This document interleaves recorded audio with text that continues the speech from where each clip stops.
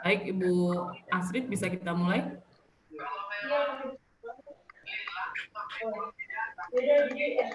Bisa, Bu. Oke. Sekali lagi kami informasikan kepada Bapak Ibu sekalian untuk bisa menonaktifkan mikrofon masing-masing. Nanti juga dibantu dari admin untuk kekondusifan acara kita pada malam hari ini.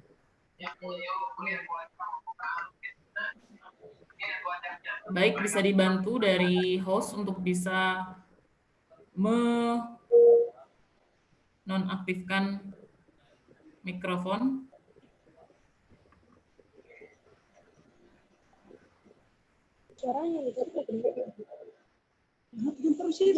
Oke, Bismillahirrahmanirrahim. Assalamualaikum warahmatullahi wabarakatuh.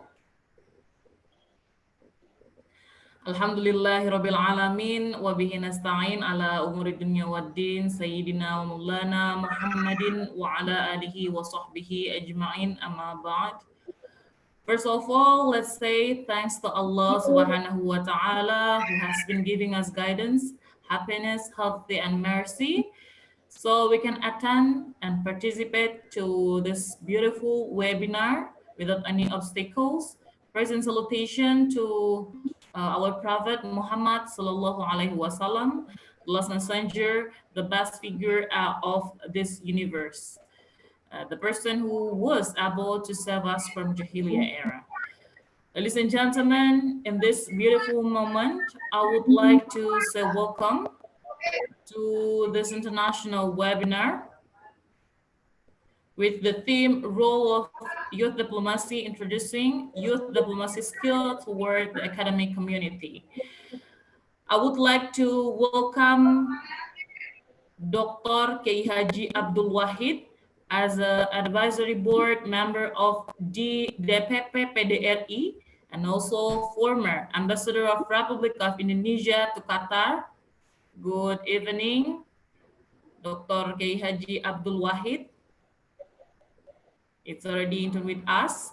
And also I would like to welcome Mr. Kama Pradipta Isnomo as the Director for Social Cultural Affairs and International Organization of Developing Countries, or we call it MOVA, Republic of Indonesia. Good evening. We hope that it's already in tune with us. And also, I would like to welcome Ms. Alia Nur Ayulaksono as a special staff to the Minister of Youth and Sport, Republic of Indonesia. And I'm also would like to welcome Dr. Ahmad Zakiuddin, SIPMICOM, as the Chairman of DPP PDRI. Good evening, Doctor.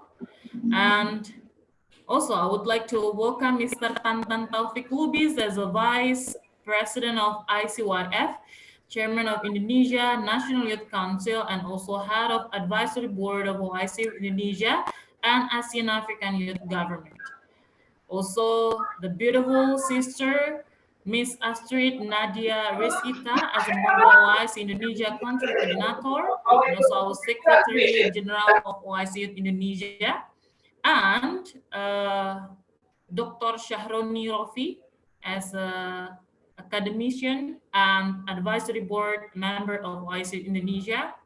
Also, I would like to welcome Mr. Tajwar Qasim, chairperson of COMSEX, Model OIC Youth Indonesia. And also, I have to say that Mr. Enes Ostoprak supposed to be attend this event, but because of the special condition, so he do apologize, but he greet all of you here. He's the expert and model OIC supervisor at ICYF. And the last but not least, Mr. Faisal Sila Fajrin, chairperson of the first international virtual model OIC ICYF. And ladies and gentlemen, welcome one more time. I would like to welcome to this beautiful event. And this event, international webinars, collaborative OIC Indonesia in cooperation with DPP PDRI Indonesia Lecturer Community, ICYF, ASEAN Region Representative, Indonesia National Youth Council, and ASEAN African Youth Government present kick-off webinar to International Virtual Model OIC. Ladies and gentlemen, before we start our agenda, let's we sing together our national anthem, Indonesia Raya. Ladies and gentlemen, you please to stand up.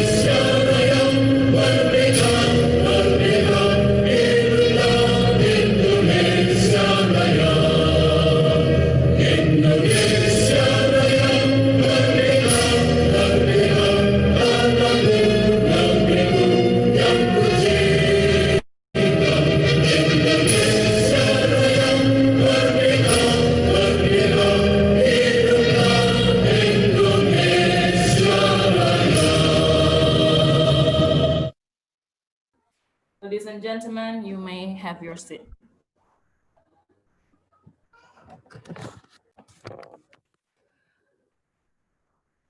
All right, ladies and gentlemen, we will begin this event by welcoming speech. The first one, I would like to invite Dr. Ahmad Zakiuddin SIP MIKOM, Chairman of DPP PDRI, to give the welcoming speech. You feel free to speak Bahasa or English. Mr. Dr. Ahmad Zakiuddin, the floor is yours.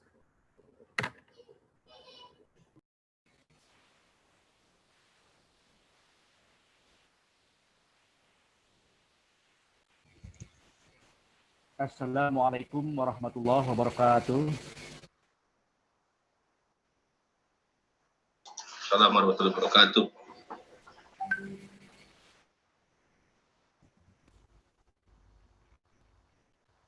Honorable Mr. Tantan Taufik Lubis, Vice President of ICYF.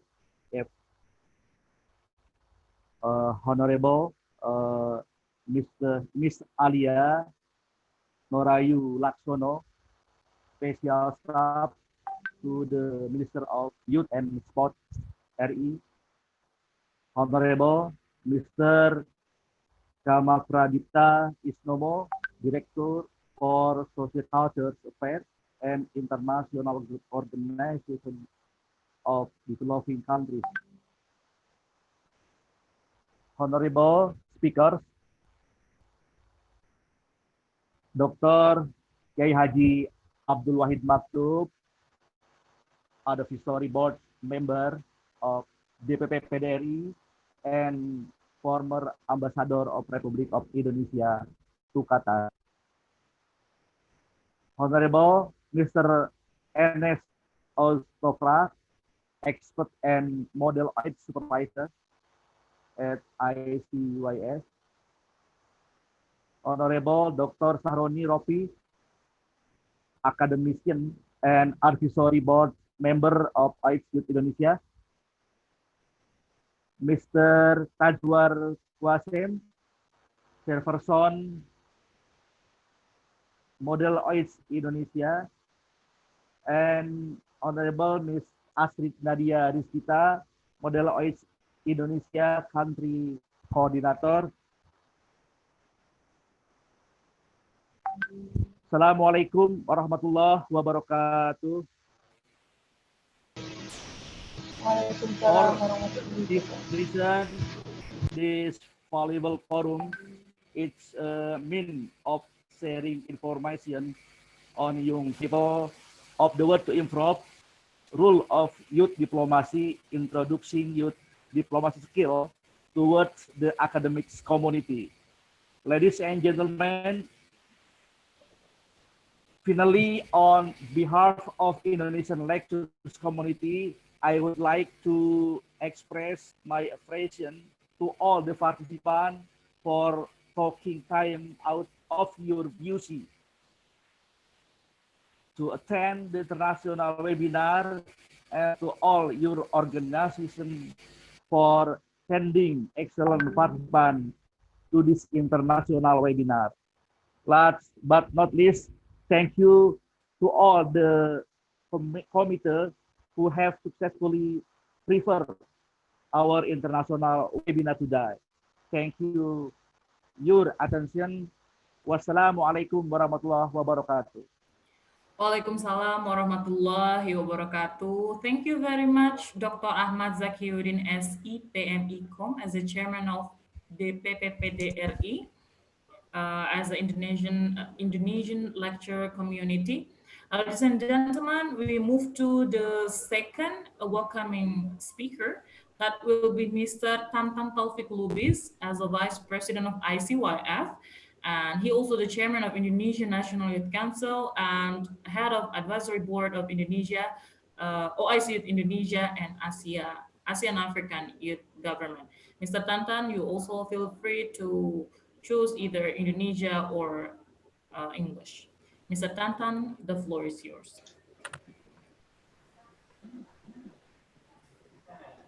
Assalamualaikum warahmatullahi wabarakatuh. Halo? Halo? Yeah, we can hear your voice. Halo? Yeah. Yes, Yeah, Mr. Tantan, we hear your voice. Ya, Yeah, go ahead, go ahead. Ya, Assalamualaikum warahmatullahi wabarakatuh. Waalaikumsalam warahmatullahi wabarakatuh. Ya, Your Excellencies, my senior Ambassador Dr. Kiai Abdul Wahid Maktub, the advisory of PDRI, and also former Ambassador of the Republic Indonesia to Qatar,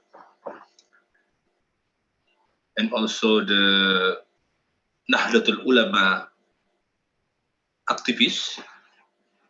Your Excellencies, Ambassador Kama Pradipta Isnomo is not only the director in Ministry of Foreign Affairs, but also he is the dubes from some country in what's in Europe, inshallah. Your Excellencies, Miss Alia,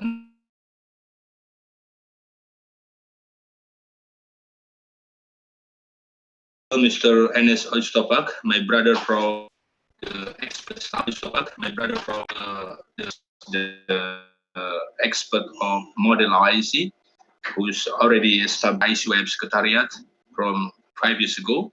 My brother Tajwar from Bangladesh, who already here with us together.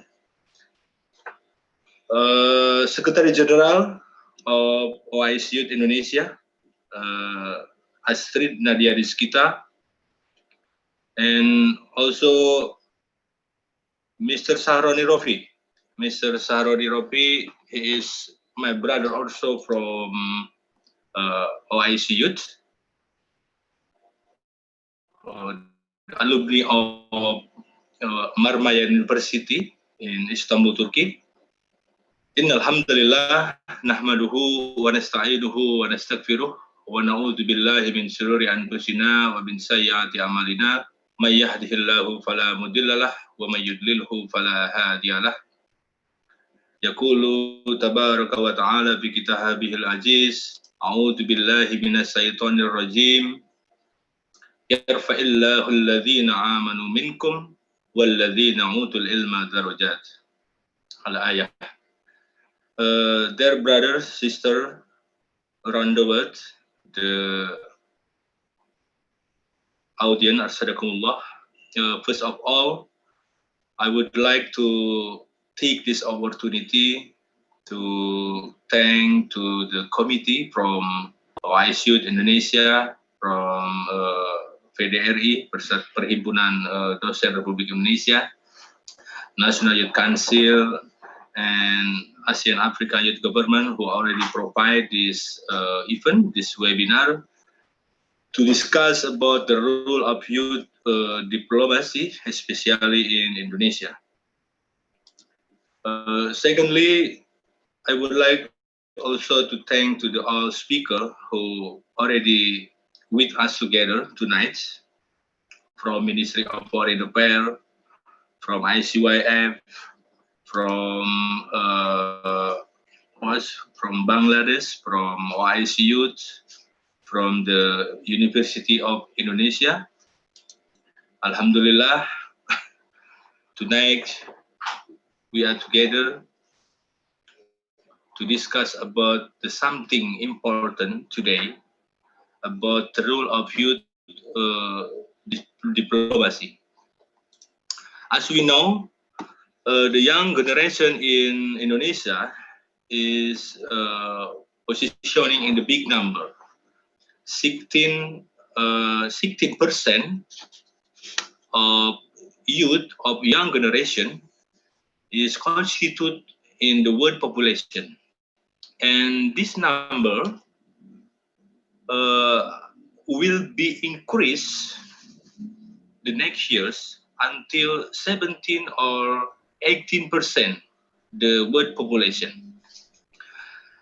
The young people today connected to each other like never before, and are core democratic in the using and building of disruptive new technologies, global social and clean energy network.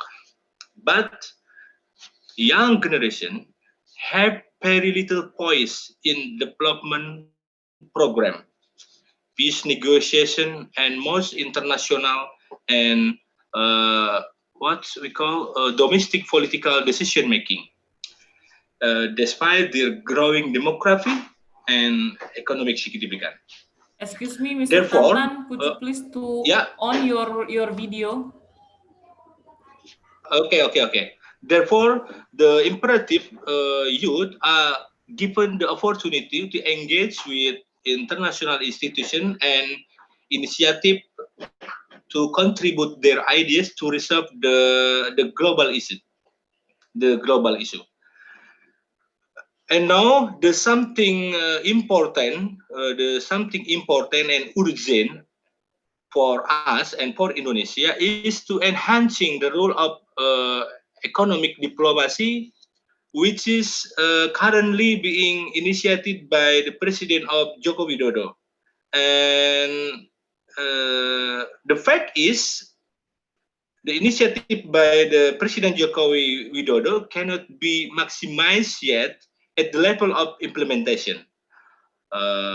It is the challenge for the young generation to involve in the diplomacy area, perhaps. Now, there is a framework or a work program that had been agreed and must be supported by Indonesian youth. I have the point for is the first Indonesian youth or the young generation of Indonesia must be involved in managing the positive perception of the Indonesian economy, especially to encourage investment and trade in Indonesia, as well as an understanding of Indonesian policy. Secondly, the Indonesian young generation must be participate in formulating Indonesian position and enhancing Indonesia role at the bilateral level and regional level, in plurilateral level, and also in multilateral level. Third, Indonesian young generation must be participate and play an active role in the implementation of international relation to support national interest. And fourth, Indonesian young generation must become actor in supporting the development of human resources capacity. And now we will launch again about model OIC. Model OIC and diplomacy training that we had by OIC Youth is one of the means for Indonesian youth to realize their role actor. And now together with us, there is an expert speaker from around the world, from ambassador, from academician, from activists, will be explore about their experience in diplomacy area.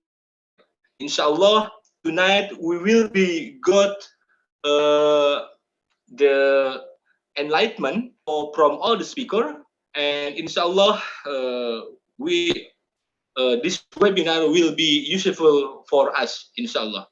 I think that is my welcoming remark from ICYF and National Youth Council.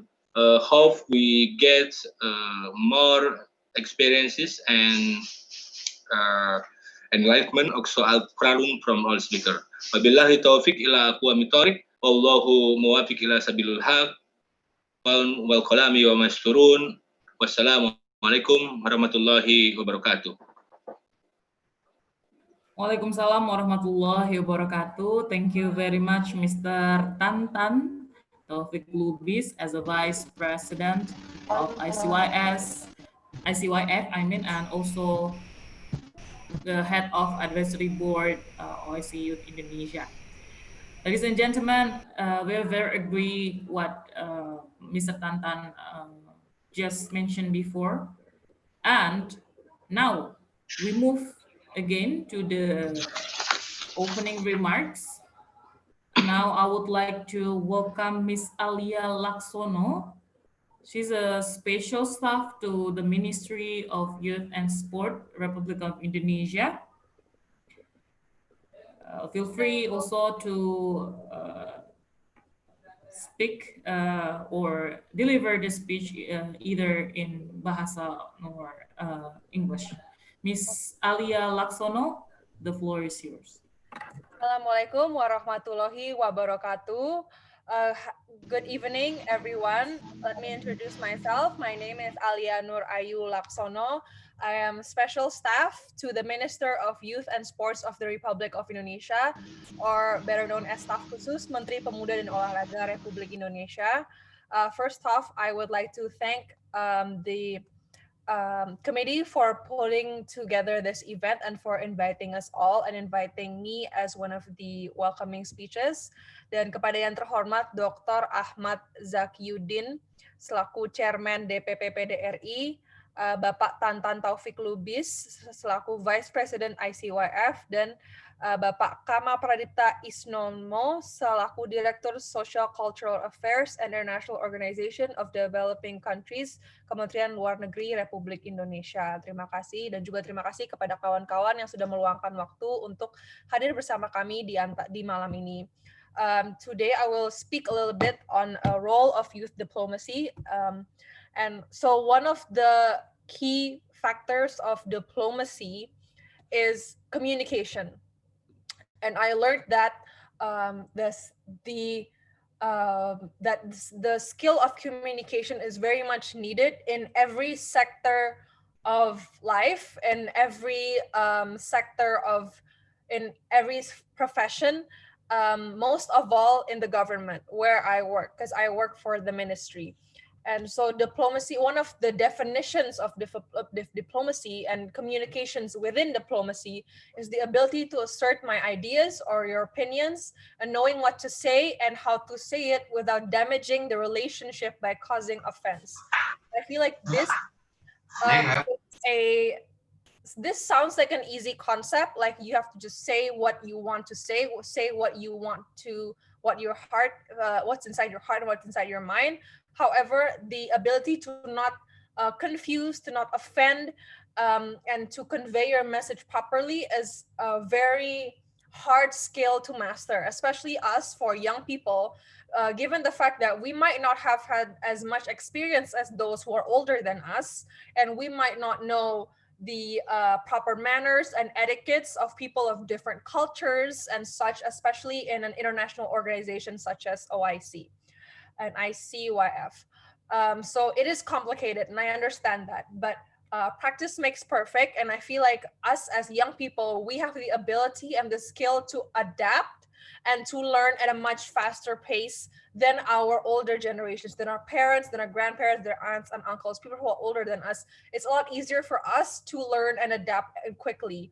So this communication skill is very broad. I learned the art of communication and public speaking I learned it in like middle school and high school, but I feel like I was able to master it more about 2018 when I joined a beauty pageant, and then I was able to hone in on my skills when I started joining be active in a political organizations. So for one of the tips that I can give to all my friends here who are trying to learn diplomacy skills and communication skills to be used in the real world is one of the best ways to really asah skillnya itu through joining an organization such as the one that we are in right now. Because through joining an organization, you not only network with people of varying backgrounds, but you get to learn about them, learn how they communicate, how you can communicate to each other, and how you can implement that in the real world in whatever sector that your career is in, whether it's the public sector or the private sector. So communication skills, diplomacy skills are very, very important. And I hope that we could share a little bit about that at this session tonight. And hopefully in the following nights, there are more sessions and more sharing opportunities such as this, where we could learn more about youth and diplomacy and the importance of those two and how they interact.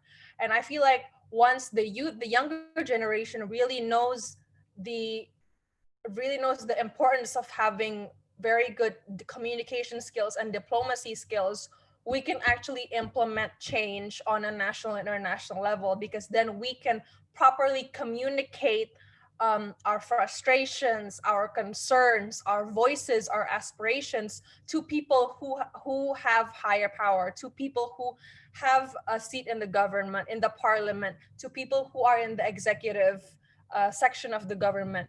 So we can use our voice, and we can use our diplomacy skills and our communication skills to help push and implement and invoke change in our community once we've properly mastered those skills.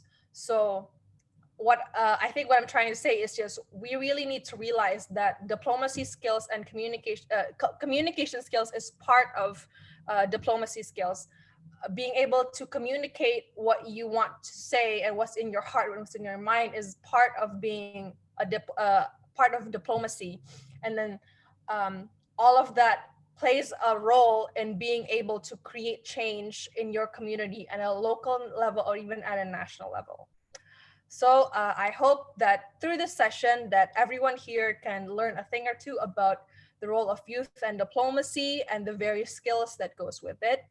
I think that is all from me. If anyone here has further questions regarding programs from the Ministry of Youth and Sports of Republic of Indonesia, I will link my Instagram at the Zoom chat box, and then you can just hit me up on my DM if you have any follow-up questions. So thank you and have a good evening. I hope that this session bears fruit for everybody and that we can all learn something new. Thank you. Wassalamualaikum warahmatullahi wabarakatuh. Waalaikumsalam warahmatullahi wabarakatuh. Thank you, Miss Alia Laksono. We got the insight and also we got the smile.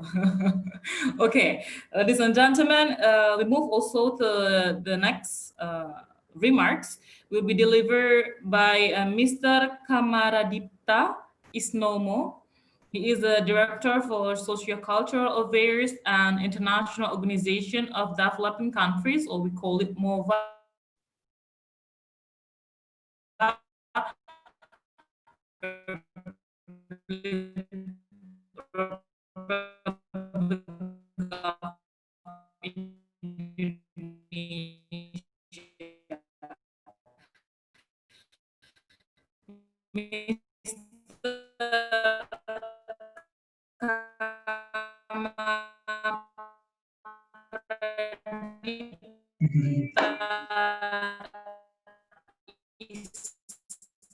Nomo, the floor is yours. Thank you. First and foremost, Bismillahirrahmanirrahim. Assalamualaikum warahmatullahi wabarakatuh. Thank you for the invitation. And I suppose this is the second invitation that I've attended this evening, the first one being last April. So it is, in fact, an honor and privilege for me to be here again. Dr. Ahmad Zakiuddin, Chairman of Indonesian Lecture Community, Mr. Tantan Taufik Lubis, Vice President of ICYF and Head of Advisory Board of OIC Youth Indonesia, Ms. Alia Laksono, Special Staff to the Minister of Youth and Sports, distinguished speakers, Ambassador Abdul Wahid Maktub, Dr. Sharoni Rofi, Mr. Tajwar Qasim, Ms. Astrid Nadia Rizkita, all participants, ladies and gentlemen. It is indeed once again a pleasure to be present before you this evening, since the last time I've attended this youth event on 11 May 2020 this year. On behalf of the Ministry of Foreign Affairs of the Republic of Indonesia, let me express my sincere appreciation to the OIC Youth Indonesia for hosting this wonderful webinar. I hope that everyone is in good health and full of spirit during this period of new normal due to the COVID-19 global pandemic. Ladies and gentlemen, the topic of today's webinar, a role of youth diplomacy, clearly reflects the importance of youth in addressing various global challenges faced by the international community. It is important to take tangible actions in order to empower youth in a constructive way that will provide positive contribution to the society. In recent days, the Statistical, Economic, and Social Research and Training Center of Islamic Countries, or known as SESRIC, which is based in Turkey, recently shared their research that OIC member countries accounted for nearly 30% of the world's youth population today, and it would reach more than 35% by 2050. However, the average of participation rate of young workers in OIC countries is still very low compared to that of developed countries and other non-OIC developing countries. As Indonesia has just been recently elected as the member of the United Nations Economic and Social Council, or ECOSOC, empowering youth should also be conducted in line with our efforts in implementing the 2030 Sustainable Development Goals. It is imperative to note that the full attainment of the 17 goals under the SDGs will directly affect the future of the next generation. Active role of the youth is not only necessary, but also a necessity. We have to continue to recognize the importance of youth participation in public level. Thus, the development should be focused on the youth, and youth are the agent of change. Based on the main fields of action, also mentioned in the OIC Youth Strategy document, new policies and programs should be developed in order to invest in the capacity of youth to participate and also to empower them becoming more active on the public scene.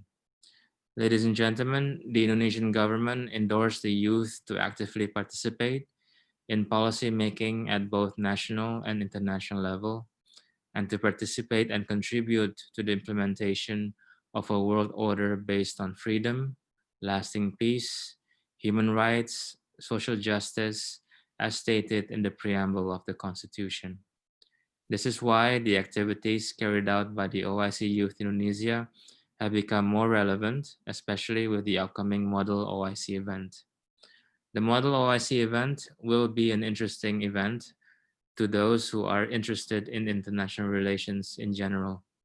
The event contains a simulation of the OIC meeting, such as elaborating the rules of procedure of the OIC meeting and training on resolution writing in an UN-like format or model United Nations.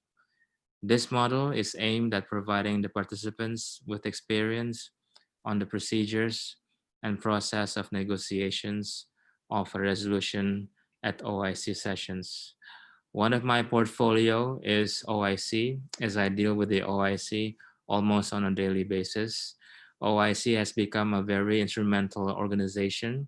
It is the second biggest organization after the United Nations, and it has a cross-regional membership ranging from South America, Africa, Europe, Central Asia, South Asia, Southeast Asia.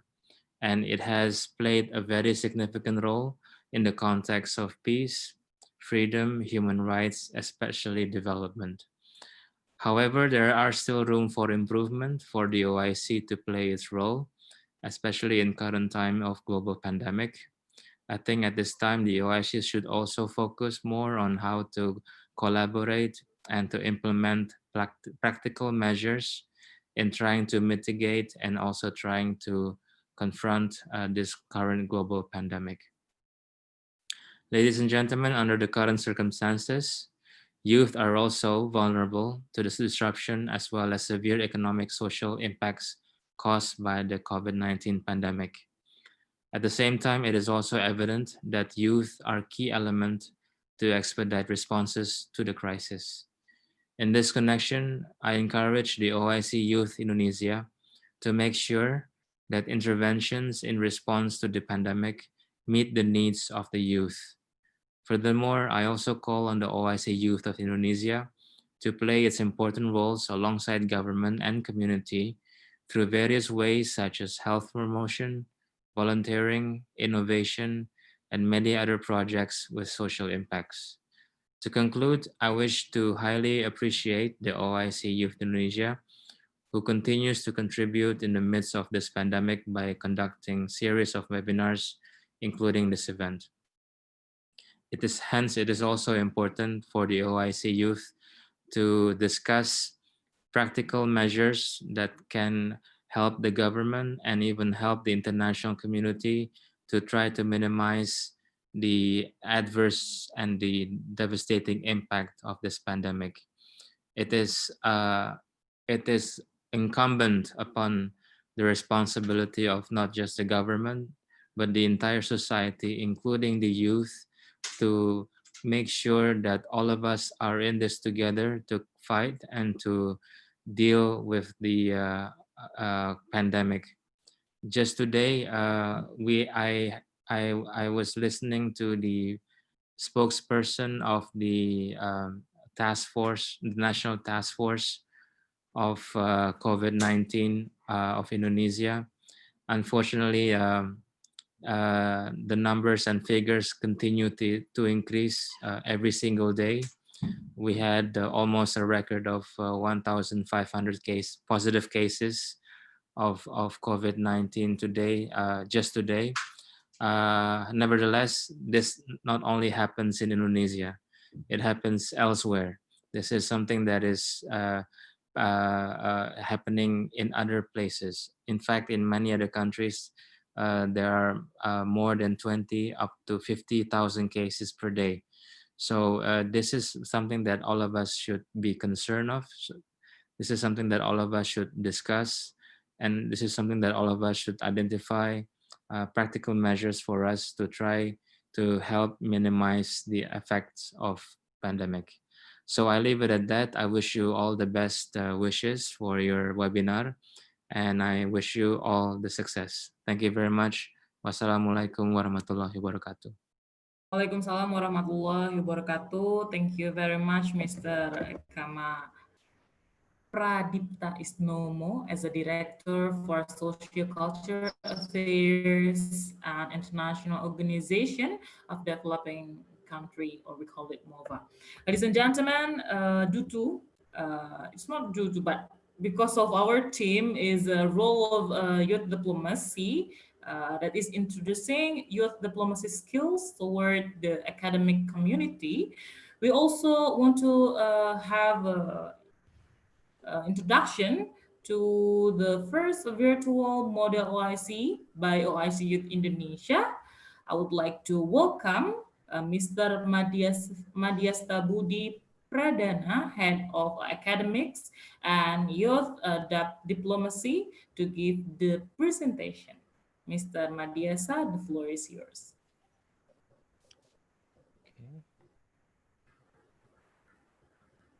Okay. Thank you. Oh, wait.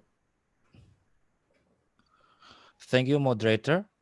I'm sorry, MC, for giving me the time. Bismillahirrahmanirrahim. Assalamualaikum warahmatullahi wabarakatuh. Thank you again for MC for giving me the time, Miss Ruru. I would like to introduce myself. My name is Madhyasta Budi Pradana, and I going to share some PowerPoint here.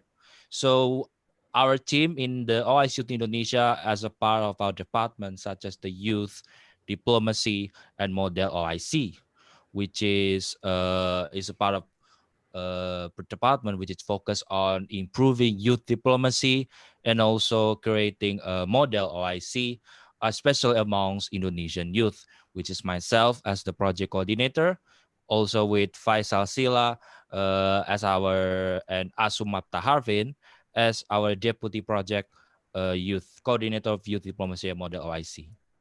So the background in this department is that we want to improve aim with educating participants about the trending and the practice of international relation and effective communication and multilateral diplomacy through model OIC, which is first initiated by the ICYF in Turkey.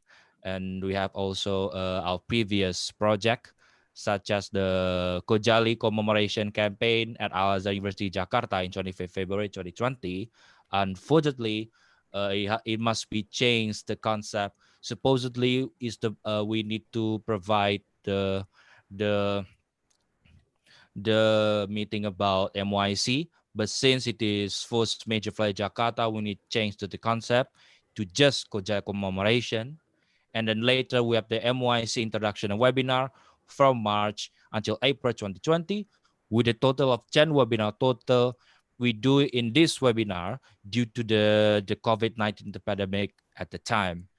In our department of, especially for OIC Youth Indonesia, our real end goal is the creation of MOIC club at Indonesian university across Indonesia.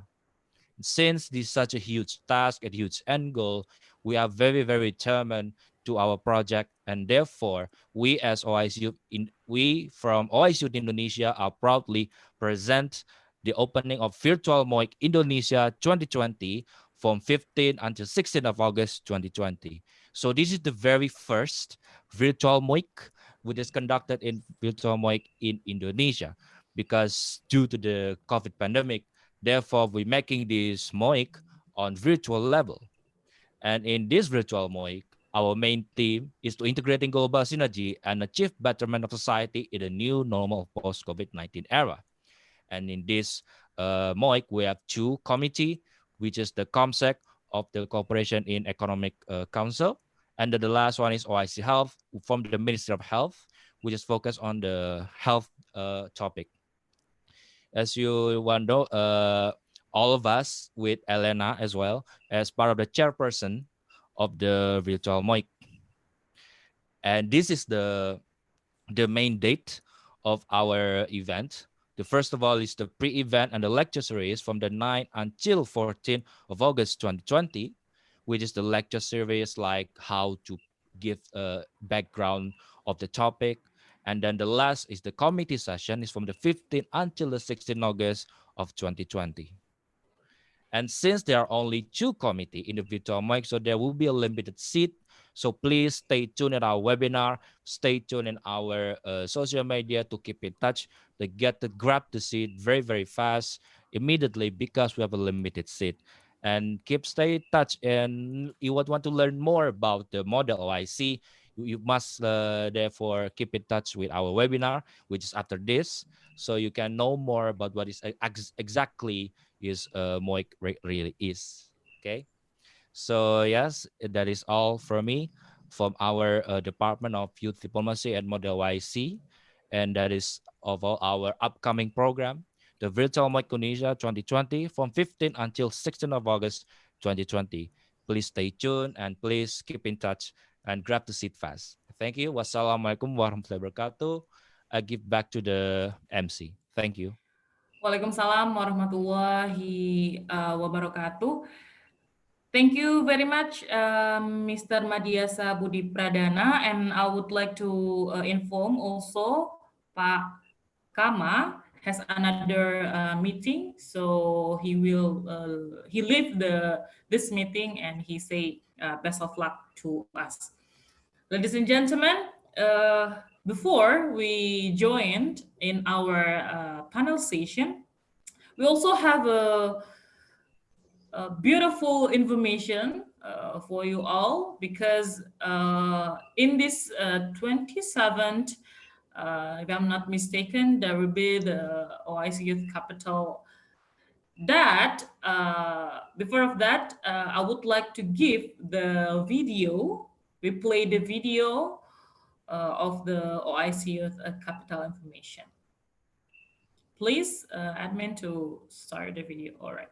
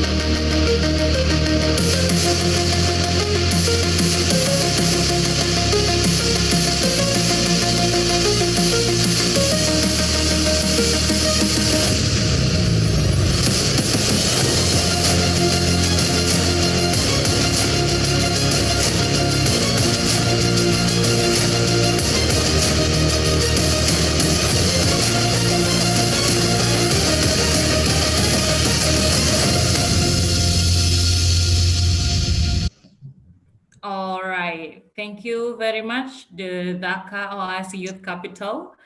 It's gonna be a great event, so all of you may to register to the OIC Youth Capital this upcoming program. Ladies and gentlemen, so without further ado, I would like to continue to the panel session. But before that, I would like to have 2 minutes, no, 1 minute ice breaking before we going to the real of the matter. So, teman-teman, Bapak Ibu sekalian, saya akan ice breaking sebentar aja. Saya pikir dan saya rasa ini Bapak Ibu sudah belum ngantuk ya Bapak Ibu, semangat semuanya ya mengikuti event pada kesempatan kali ini. Baik, dari tadi kita speech saja. Jadi harus dikasih sentuhan pertanyaan sepertinya yang tidak sulit. Baik, 1 menit saja, Bapak Ibu bisa jawab pertanyaan saya yang tahu akan saya kasih hadiah. Baik, pertanyaannya adalah apa bahasa Arabnya diam di tempat? Silakan. 10 detik waktunya. 10, 9, 8, 7. Uskut fil makan. Uskut fil makan. Salah Bapak Ibu. Aduh, itu bahasa Arab yang benar. Tetapi bahasa Arab yang salah adalah tak kabur. Nah, itu dia bahasa Arab yang benar. Iya, tak kabur. Tak kabur kan? Benar. Oke, baik Bapak Ibu. Sahih, alhamdulillah. Baik Bapak Ibu, saya hanya ingin melihat senyuman dari Bapak Ibu sekalian karena we're going to have the special panel session today, and feel free to ask the question. Boleh bertanya dengan bahasa Indonesia or in English. Baik Bapak Ibu sekalian, ladies and gentlemen, we move to the panel session. I would like to welcome our moderator for tonight, Mr. Faisal Silafajrin.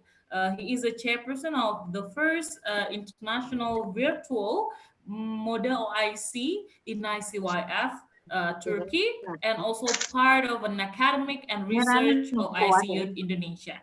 Ladies and gentlemen, the floor I give to the moderator, and also we start the panel session. Thank you so much for the MC for such a great introductions and quite a lot for us today. So the Honorable His Excellency Dr. Kiai Haji Abdul Wahid as the advisory board member of the DPP PDRI and former ambassador of Republic of Indonesia to Qatar.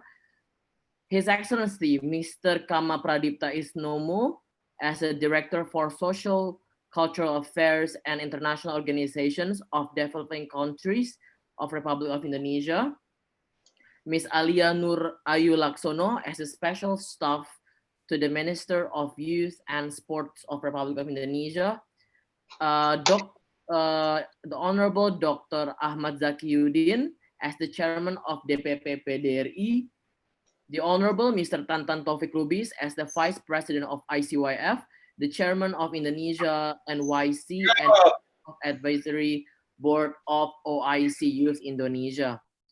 The Honorable Ms. Rizkita as the Model OIC Indonesia Country Coordinator, also the Secretary General of OIC Youth. The Honorable Mr. Anas Ostopark as the expert and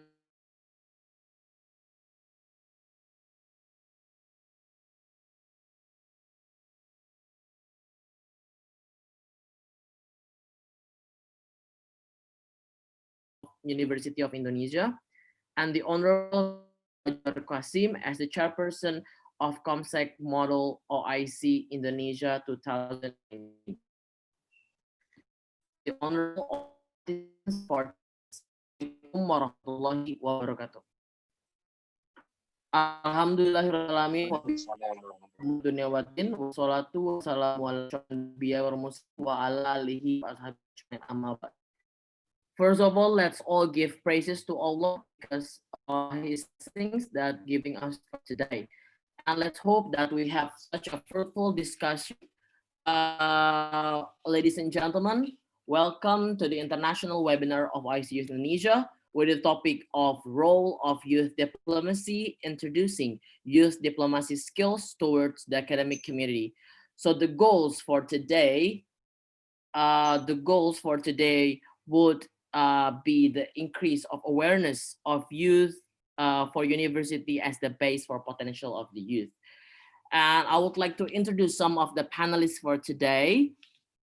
We have Dr. Kiai Haji Abdul Wahid Maktub, who is the ambassador of Indonesia in Qatar. His Excellency also played a role in the Minister of Research and Technology and the Higher Educations. We have Dr. Sharoni Rofi'i as the academician and advisory board member of OIC Youth Indonesia. We have Mr. Tajwar Kasim as the chairperson of Comsec of Model OIC Indonesia. And we also have Ms. Astrid Nadia Rizkita as the Secretary General of OIC Youth Indonesia. Unfortunately, Mr. Enes Ostopar, who is from the ICYF, couldn't make it for today because he has been indicated with COVID-19. So with that being said, we hope that everyone would send regards and prayers to Mr. Enes so that he can be better. Without further ado, let me introduce the first panelist for today, His Excellency Dr. Kiai Haji Abdul Wahid Maktub. So I will read a little bit about throughout his life that Mr. Kiai Haji Abdul Wahid has been graduate from Gajah Mada University and has been quite a lot of been focusing on the Middle Eastern area as in Consul General of Indonesia in Jeddah around 2001-2002, Ambassador of Indonesia in Qatar around 2003 and 2007, also focusing in Foreign Affairs Special Advisor to the General Chairman of NU, the Corporate Legal Affair, and also now is focusing on the Special Advisor to the Minister of Research, Technology, and Higher Education, Republic of Indonesia. So he is very fluent in English, French, and Arabic. Without further ado, let me introduce all the participants for today to Mr. His Excellency Dr. Kiai Haji Abdul Wahid Maktub. For Dr. Kiai Haji Abdul Wahid Maktub, time is yours. Bismillahirrahmanirrahim. Alhamdulillahi Rabbil Alamin. Nahmaduhu wa nasta'inuhu wa nastaghfiruh. Wa na'udhu billahi ta'ala min sururi anfusina wa min sayyati a'malina. Man yahdihillahu fala mudilla lahu wa man yudlil falan tajid lahu waliyan murshida. Ashhadu an la ilaha illallah wahdahu la sharika lah. Khassana bi khairi kitabin unzil wa akramana bi khairi nabiyyin ursil. وأتم علينا النعمة بأعظم منهاج سري منهاج الإسلام اليوم أكملت لكم دينكم وأتممت عليكم نعمتي ورضيت لكم الإسلام دينا وأشهد أن سيدنا وإمامنا وحبيبنا وقائد دربنا محمدا عبد الله ورسوله أدى الأمانة وبلغ رسالة ونصح للأمة وجاهد في الله حق جهاده حتى أتاه اليقين وتركنا على محجة البيضاء ليلها كنهارها لا يزيغ عنها إلا هالك من يطع الله ورسوله فقد فاز فوزا عظيما ومن يعص الله ورسوله فقد ضل ضلالا مبينا اللهم صل وسلم على هذا الرسول الكريم وعلى آله وصحابته وحين اللهم على سنته وأمتنا على ملته واحشرنا في زمرته مع الذين أنعمت عليهم من النبيين والصديقين والشهداء والصالحين وحسن أولئك رفيقا. أما بعد. Distinguished panelists, speaker, committee, moderator, and all participants, thanks to God, Alhamdulillah, we can be together now with the very important webinar to discuss about the role of the youth, especially in diplomacy. I want to highlight about the relation with the Islam, because the youths, not only ordinary youths, but it has connection with the religion as our way of life, as our vision. So that's why the youth of IEC must be attached with the Islam, which is usually misunderstood by most of the people, because now the world undergoes a crisis, the loss of direction, where we are heading now. So the crisis divided society, divided nations. Every nation, every country become selfish, become egoistic. But with the globalizations, it forced us to empower the importance of unity, mutual understanding, mutual respect, mutual recognition, mutual trust, and mutual supports. So that's why we cannot deny the fact that Islam must play important role. Nowadays, Islam is misunderstood because of the attitude and behavior of the Muslim. As our Prophet said, Al-Islam mahjubun bil-Muslimin. Sometimes the glory of religions of Islam is hindered, is hampered by bad attitude of the Muslims. So that's why we must be able to give a model to the people that Islam is a blessing for humanity, not as a threat. So not a calamity or not disaster, because Islam, the existence of Islam is the main purpose is to give a blessing for all human, not only for the Arabic, not only for Indonesia.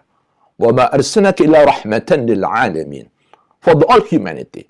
So that's why as youths of OIC, I hope that every Muslim youth must understand well about the great vision of Islam as indicated by our Prophet Muhammad. We know that Muhammad is the most influential person in the human history, as written by the 100 ranking by Michael Hertz. So we must be able to implement the visions of Al-Quran, the vision of Islam, and we must be able to convey the message of Islam, that Islam not a threat for anybody, no, but as a blessing. And now there are a lot of world system, like capitalists, like communists, like socialists. So what is the role of Islam? So that's why we said we must increase our ability to communicate, but don't forget, we must also master the contents, the substance of the Islam, because every one of us has moral obligation to convey the message. يُبَلِّغُونَ رِسَالَةِ اللَّهِ. So to bring our Muslim be understood by all people, because now Islam is mostly misunderstood, sometimes internally and externally, because of poor understanding Islam.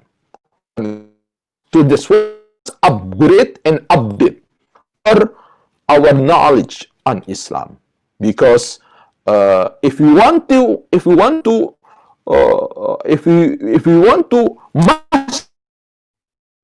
manage the government, so that's why it is very, very important by all of us to encourage, as youth must master knowledge, science, and technology. Ikra, tradition, strong scientific tradition. But at the same time, we must be able to integrate between science and religion, because it is very dangerous if we are very skillful but we don't know our vision in the future. And Islam gives tawazun, a balance,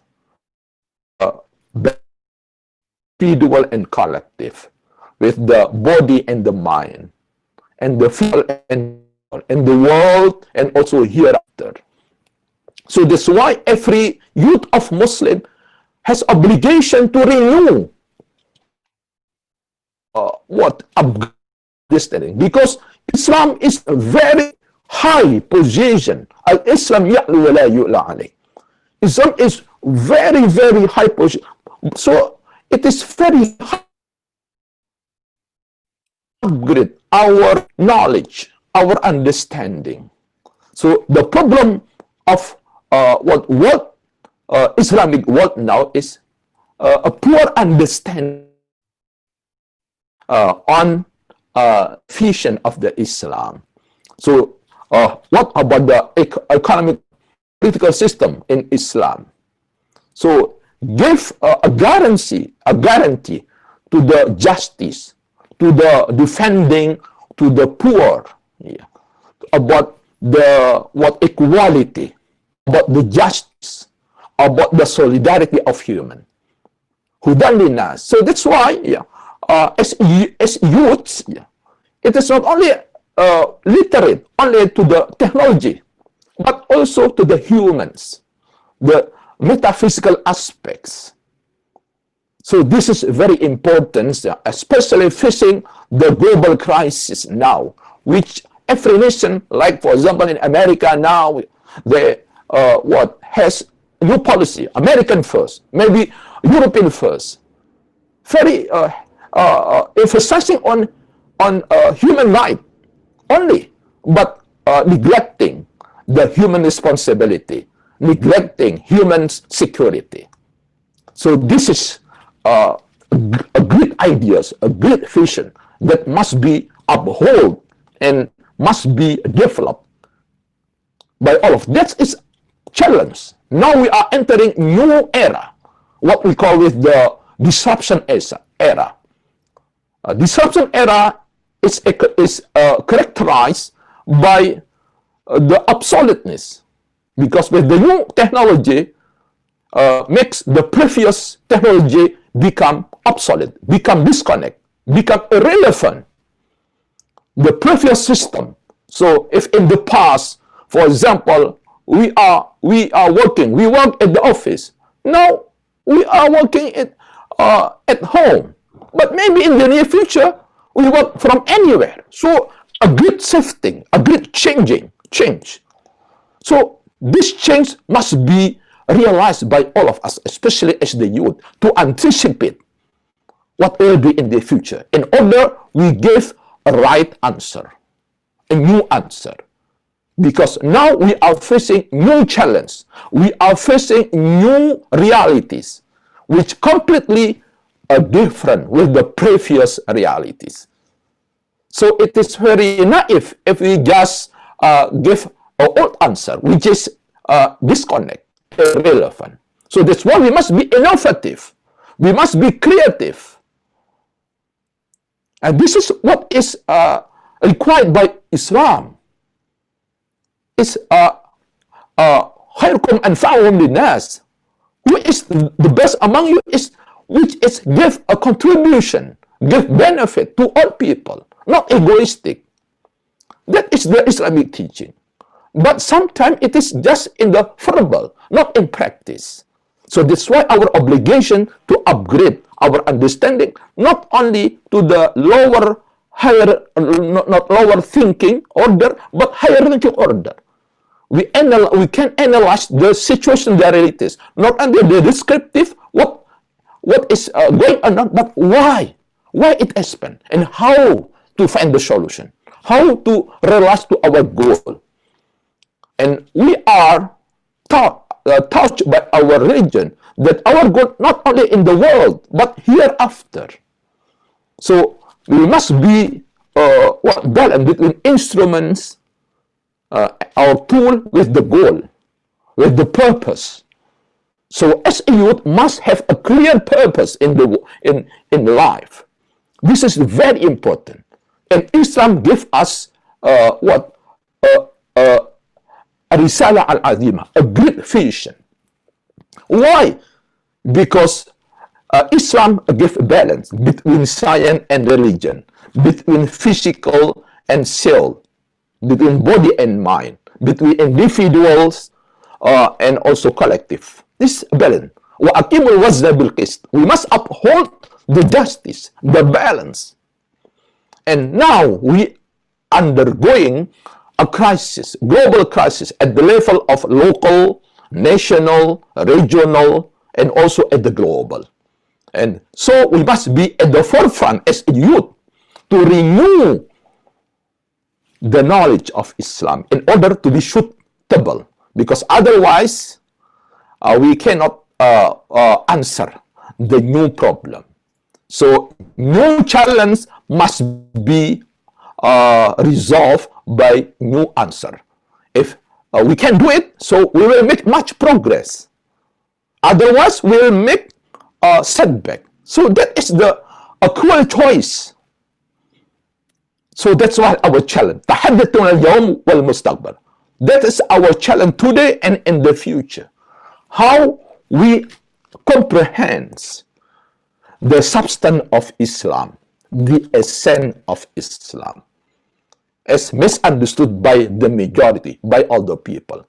So that's why we must be able. Diplomacy skill is ability to convey our message, our ideas to the people. But before we convince other people, we must convince ourselves. How we can convince ourselves? We must have a self-confidence, self-reliance, and self-resilience. إِنَّ اللَّهَ لَا يُغَيِّرُ مَا بِقَوْمٍ حَتَّى يُغَيِّرُوا مَا بِأَنفُسِهِمْ. We cannot change the world if you cannot change yourself. So we start from within. From within. We must know ourselves. How far have we know ourselves? Our purpose, our mission in life, our vision in life. This is what? وَمَا خَلَقْتُ الْجِنَّ وَإِنسَ إِلَّا لِيَعْبُدُونِ. For dedication. We must get familiar, get acquainted with the God, get acquainted with the humans, with the nature. So sometimes we are illiterate. Yeah, we don't know our neighbor. We don't know. So that's why it is highly prohibited by our religion. مَنْ لَمْ يَحْتَمَّنْ بِأَمْرِ الْمُؤْمِنِينَ فَلَيْسَ مِنَّا. So those who neglect with their neighbor, with the others, it is not our ummah. That is according to our Prophet Muhammad. So we must be able to make a great shifting from selfishness, from egoism to the others, because we will change our position from lower to the higher if we can change our mind, our mindset, our mentality, our character. That is the most important thing. So that's why we are not trapped only to the formality at the surface, but we did more. Yeah, we need not only the physical, we not only a symbol, but also the substance. So this is our challenge today, because unconsciously and undeliberately, sometimes we are trapped only to the something at the surface, at the physical, but we lose the substance, the insights. Yeah. So that's ولا تكن من الغافلين يعلمون ظاهرا من الحياة الدنيا. Sometimes we just only focus to something, our life only at the surface, at the physical, and we neglect about the metaphysical, the importance of awareness, our mindset, our character, our ethics. So that is the challenge today, happen in at the level of local and national. So the crisis of human, they don't know. They just only literate only to the technology, but they don't literate. They are not literate with the moral, with the ethics. So that's why there are a lot of advanced countries, the youth, when they are losing, when they are stuck with their life, they do committing suicide and even killing others because they're stuck. This is the challenge, the crisis. There are a lot of war, the conflict, the violence, at the local, maybe in our neighbor, in our district, in our region. Why? They do something wrong because they don't know. They don't know Islam, and Islam is is the khawatim. Is the at the end of the risalah of all the prophet. So that's why we must understand the core of the core, the essence of the Islam. That Islam is rahmah. We must defend, we must uphold the blessing for all. We must prove it. We must prove it that our existence gives a benefit, at least to our family, at least to our friend, to our environments. Because khairukum anfa'uhum linnas. So the best among us is when we give a benefit. So this must be taken into our memory. So that's why, so from the small, we go up to the greater one. Maybe to the nation and then also to the all. But essentially, in short, the problem of the world is the problem of humans, of humanity, especially from the within. They don't know about the main goal, the ultimate goal, the ultimate purpose of life. So our region gave a formulation. فَأَيْنَ تَذْهَبُونَ? What is your ultimate goal? Our ultimate goal, ذَهِبٌ إِلَى رَبِّي. We want to go to God's. We want to get a rida from God's, the mercy from God. And this, and the nature, the attribute of God is compassionate and the mercy. Ar-Rahman Ar-Rahim, kasih sayang.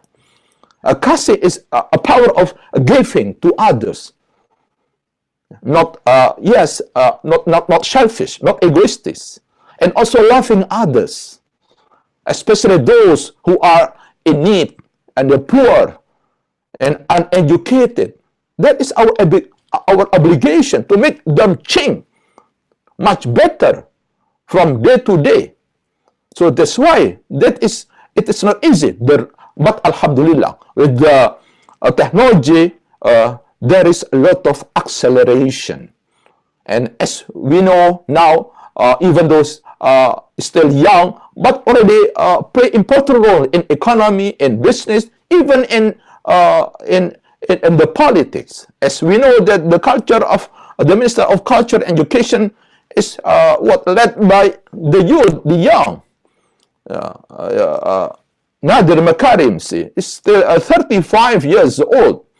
So it is a proof that now the world is changing. Everything depend on us, our willingness. If we have a strong desire and strong willingness to do, then we can do it. So that's why we must change our mind now, that our existence in the world is to realize, to bring a great vision and a great mission. So that is our value, not in the physical, but إن الله لا ينظر إلى صوركم ولا جسامكم ولكن الله ينظر إلى قلوبكم وأعمالكم. So God never look at your appearance, physical appearance, but God look at your vision, your work, your contribution. So that's why we must be qualified. We must become quality, not as a boy here. Because otherwise we will be neglected. So that's why now we are poor, why we are weak, why we are marginalized. Yeah. Yeah. Because we don't know our vision. There is no value. So that's why, as youth, now we must change ourselves, and then we spread new values, new culture, new vision that Islam make sure can guarantee the prosperity and the security of the humanity. But we must start from ourselves, because we cannot deny now that Islam is misunderstood, even among internal Muslims itself, killing each other because of interpretation, a bad interpretation, سوء الفهم وسوء التطبيق في قيمة الإسلام. So that's why we must upgrade and update, like gadgets, Samsung. So we must make a renewal all the times, make better and better. So otherwise, we will undergo obsoleteness, disconnect, irrelevance if we never renew our refresh our knowledge, our science. So it's it is very important for us to develop, to be more innovative, more adaptive, more productive to the changing world. And this is the teaching of Islam.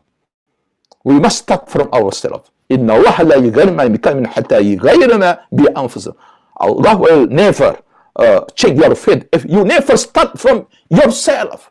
What is meant by self? What is meant by deity?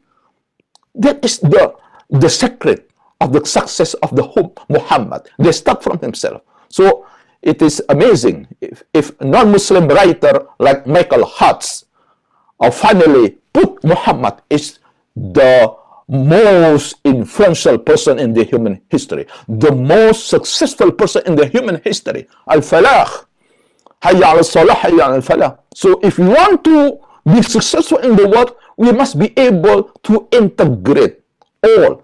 Human is multi-dimension, not one dimension like a robot.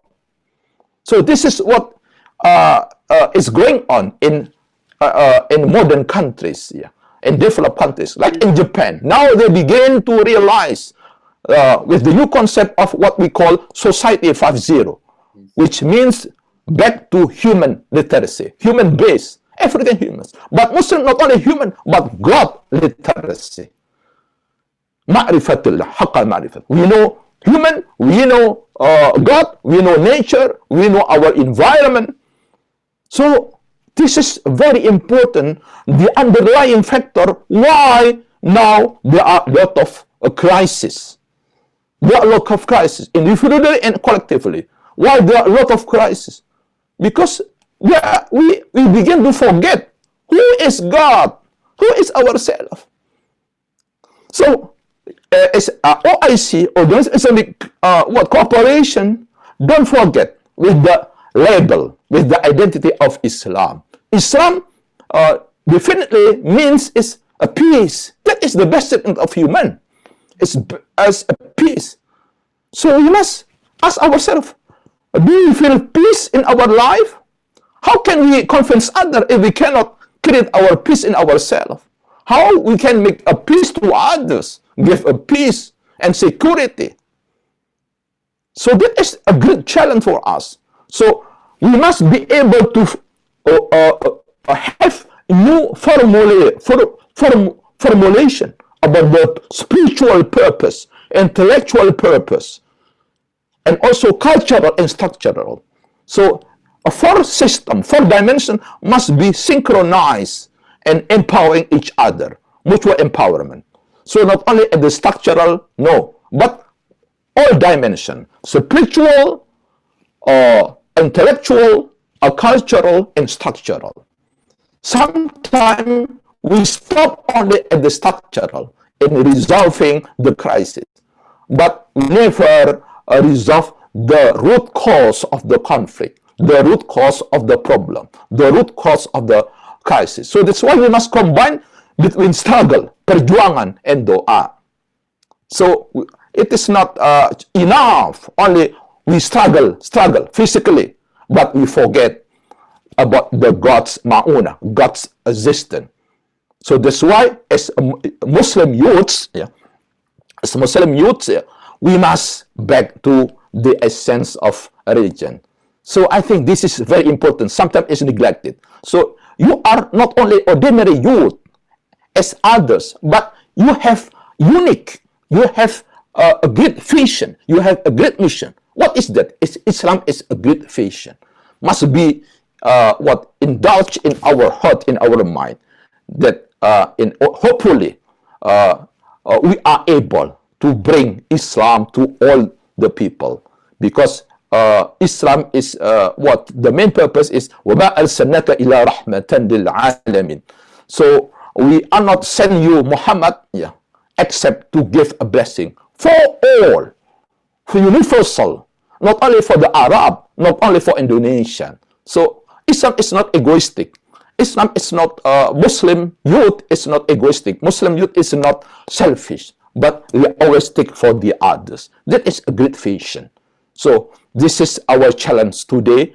So hopefully, if we can combine the power of religion and the power of technology and science, hopefully we can do many things to resolve many kind of crisis, human crisis, at the level of local, at the level of national, at the level of regional, and also at the level of the world and global.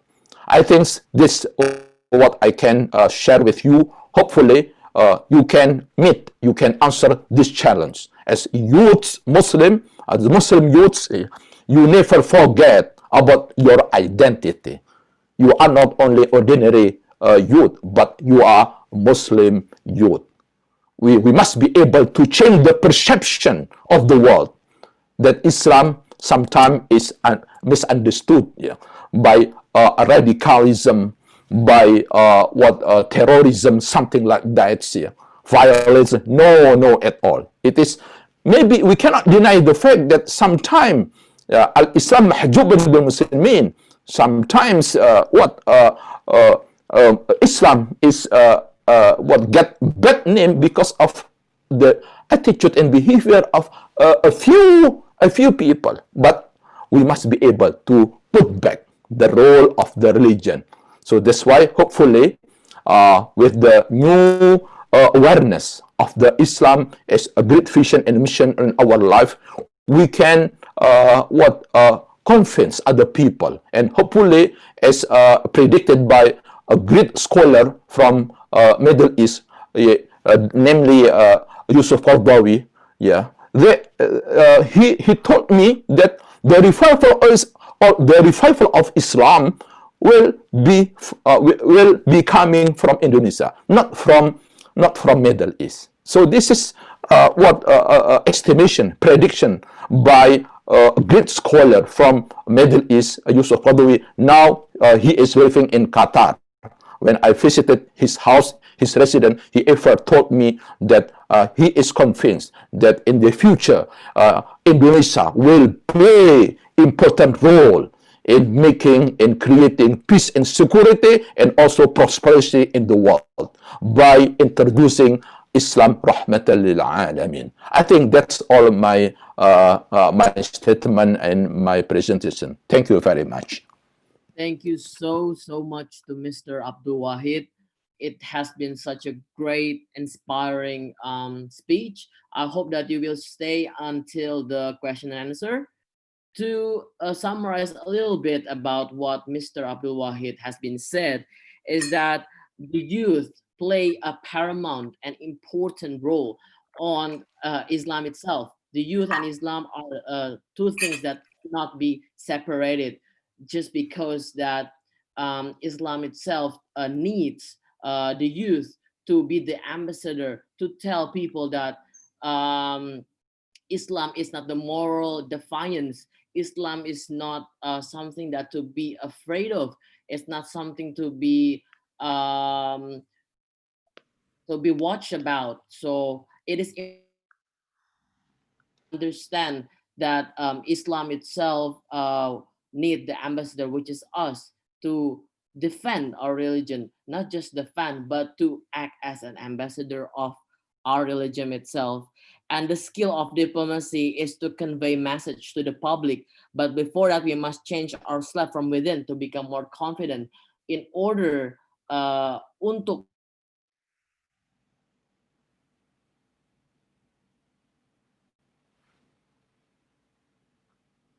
belajar dan mempelajari lebih jauh bagaimana cara kita untuk mengenalkan kepada halayak orang banyak. And for all participants, if you want to ask the question to Mr. Abdul Wahid, just chat below, and then we'll further going to the question and answer in a matter of the few minutes after this finished. After that, without further ado, we are going to the next speaker for today, which I personally know as well, who is Mr. Dr. Sharoni Rofi'i, who is the academician and advisory board member of OIC Youth Indonesia. Let me just read a little bit about Mr. Sharoni Rofi'i. So Mr. Sharoni Rofi'i has been graduated of PhD from Marmara University in Istanbul, Turkey. He has been focusing much more on political sciences and has been published a numbers of books, which one of the few is Islam di Langit Turki, di balik pergumulan Islam dan politik yang kita lihat. Also, he has been awarded a doctoral scholarship from the government of Turkey, and also major conference that he has been the lineup. So without further ado, let's hear Dr. Sharoni Rofi'i opinion and takes on. So further ado, let me introduce to all of you Dr. Sharoni. Sharoni. Oh ya, Assalamualaikum warahmatullahi wabarakatuh. Thank you, Brother Faisal, for the time, and then I highly appreciate the committee for the invitation. This is the third, as long as I reminded, this is the third time I involved in the Zoominar organized by OIC Youth. But before that, I say salam to Brother Mr. Tantan Taufik Lubis, Vice President of ICYF, representative of Asia, and then Dr. Ahmad Zakiuddin, Chairman of DPP PDRI, and then Ms. Alia Nur Ayu Laksono, staff of special staff of Minister of Youth and Sport, and then Mr. Kama Pradipta Isnomo, Director for Socio-Cultural Affairs of Ministry of Foreign Affairs. And then the previous speaker, Ambassador K. Muhammad Abdul Wahid Maktuf, for excellent presentation related to the role of Islam in diplomacy. And then honorable speakers, and then ladies and gentlemen, Assalamualaikum warahmatullahi wabarakatuh. Alhamdulillah Rabbil Alamin, wassalatu wassalamu ala asrafil anbiya'i wal mursalin wa ala alihi wa sahbihi ajma'in, amma ba'du. And then in this opportunity, I would like to share my experience related to the OIC role in diplomacy as part of founder and then member of advisory board of OIC Youth. I would like to share my experience related to the how to deal with the international issue, how to deal with the problem in international politics, and then how to deal with the problems that faced by international community, especially in Islamic world. And then before that, we in Indonesia already established OIC Youth, who has connect with the OIC senior in Istanbul. And then I would like to illustrate that in the past we have several diplomats with the high capacity, high capability to deal with international forum, to deal with international issue, to deal with the others diplomat face to face with the diplomat from Europe, from US, and so on. We have Muhammad Hatta, our founding fathers. Muhammad Hatta, he able to speak 3 or 4 languages. And then Muhammad Agus Salim, Haji Agus Salim, also diplomat. He can speak Arabic, English, Dutch, and so on. And then through the languages, they can communicate with the world. Through diplomacy, they can defeat the Dutch in international forum. They can defeat the Dutch in the roundtable discussion. And then we also have Ambassador Makarim Busono, who has experience in United Nations. Actually, some of diplomat told me that Mr. Makarim Wibisono has a chance to become a Secretary General of United Nations at the time. But unfortunately, because of the lack of support from United States and Europe, then we couldn't make it. That happened. What I want to say that actually in Indonesia we have capacity, we have capability to speak in English. We have ability to deal with international issues. We have capacity to be a diplomat. We have capability to be a Secretary General of United Nations. But because of the lack of confidence, make us stay away from that position.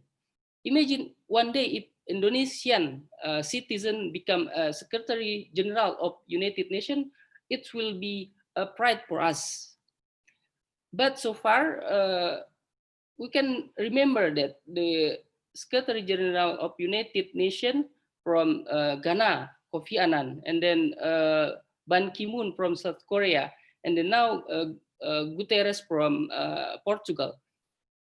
But in OIC, as long as I remember that through the diplomatic academy, it teach our young generation to prepare the future of Muslim diplomat, because in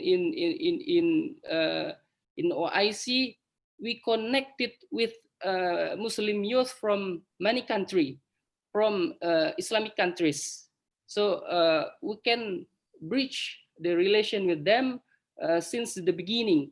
So as I remember that some of my friends that I met 3 years or 5 years ago, now they become a member of parliament. Now they become a member of ministry staff. Now they become a diplomat. And through this friendship that can connect Indonesian interests with other countries. But to make it clear, I want to share some information through this.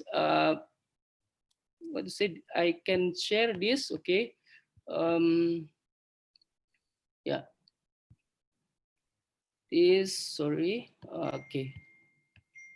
Yeah. This is PowerPoint that I can tell you about the OIC Youth. So OIC Youth is the official organization that have official coordination and connection with OIC, Organization of Islamic Cooperation. OIC is the second largest organization in the world after United Nations. So our organization has connection with OIC. OIC is the organization that coordinate whole Muslim countries. Our activities is related to the how to develop the capacity, the capability, the skill of our youth to make them able to participate in international forum, to participate in international debate, to participate in areas related to the youth of development. So OIC so far involved in preventing youth radicalization, to increase economic capacity of the youth, and then to raise the level of education, and so on. That's the OIC. Can you play the slideshow because we couldn't see it properly? Okay, enlarge. Oh, yeah, you can just play it. Dibuka aja, sir. Oh, udah bisa? Ya. Oke. Udah kelihatan? Di play aja, sir. F5. Klik aja slideshow. Komen 5 ya? Ya, itu. Yes. Ini? Okay. Yes. Yeah, this is the OIC youth strategy. So because in this forum we communicate with, we connected with the lecturers from Indonesia, from many provinces. So we invite you to share this knowledge, share this information to your student. Probably they can join our OIC. So our organization involved in to prevent youth radicalization, economic well-being, raise education level, youth participation, cooperation among youth, especially in Islamic world. And then this is some pictures that I can share to you that this event, it was in Kazan, in Russia. So I was representing Indonesia to discuss related to the stance of Indonesia related to the international issues at the time. So during this event, we act as an ambassador. We act, imagine we are ambassador representing Indonesia, and then we need to speak based on foreign policy of Indonesia. So this situation make us feel familiar, feel friendly to the attitude of diplomat, how to negotiate, how to debate, and so on. And then this also the forum in Russian parliament, and then this was in Malaysia, the third event in OIC held in Malaysia, Kuala Lumpur. Also in Kuala Lumpur, this is friend from Pakistan, from Syria, from UK. And then this is the OIC young leaders.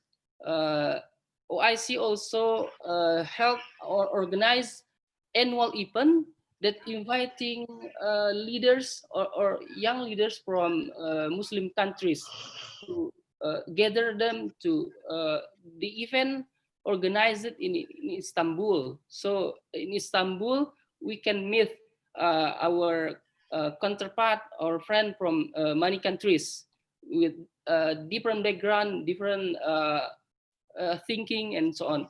So through this collaboration, it's enrich our perspective related to the contemporary problem, contemporary issues. And then this also the picture related to our forum. So in Muslim countries, we have different color, we have different faces, we have different ethnicities, and so on. And but we are united by the common sense as an ummah. And then this also our stance related to the Palestine. We as a young generation from Muslim world, consistent to save Palestine, to defend the rights of people in Palestine, in Kashmir, and so on. We have many problems, so we we need to raise our concern related to the problem that faced by our friend in many countries. And then this is the forum. This is ministerial forum in OIC. They have annual event that inviting.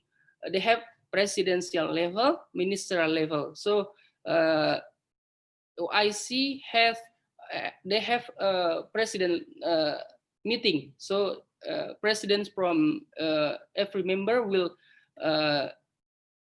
assemble in certain place to negotiate, to deal with the issues. And then this one is the issues related to the Ministry of Youth and Sport. So the representative from Ministry of Youth and Sport will speak related to the problem that faced by the youth and the sport in each countries. So that's my participation in Istanbul. And then we also in Indonesia annually organize an event, international event to commemorate Asia Pacific, Konferensi Asia Afrika. So in the past, we have a strong image. We have strong history as a defender for the effort for decolonialization. So our founding father, Soekarno-Hatta, in the past already raised the concern related to the colonization in every single part of this world. So Bandung was an head character. Bandung was a witness for the big event, international event, that inviting a world leader to talk about the colonialization, to condemn colonialization and so on. So actually Indonesia have history to claim. We are a big nation. We are the big country. So no need for us to be, we have to be confident as a nation. This event was held in 2016 or 17.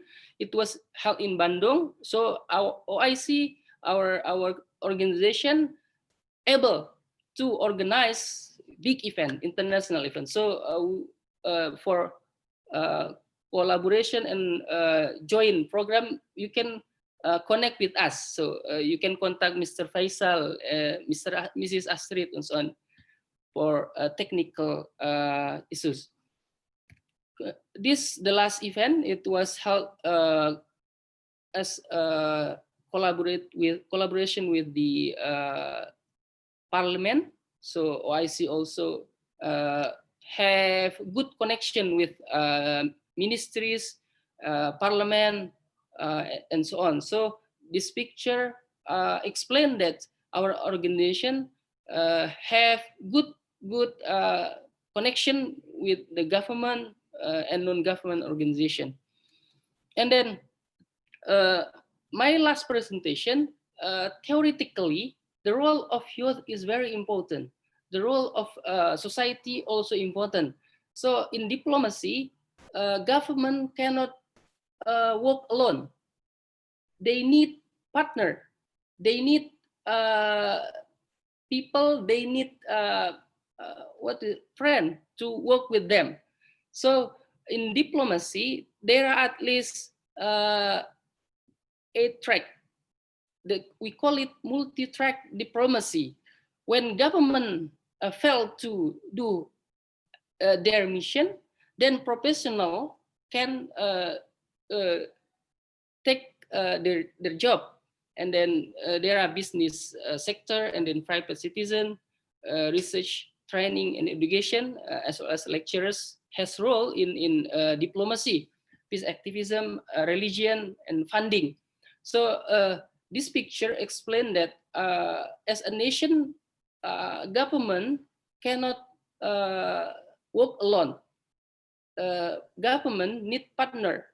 Government need youth to think, because in this situation, youth as a millennial have their uniqueness. They have their mindset. They have different perspective to see problem. Probably government, the ruling government probably has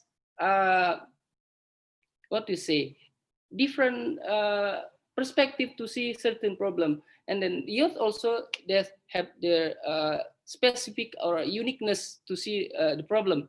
So theoretically, we can conclude that what OIC done in 10 years,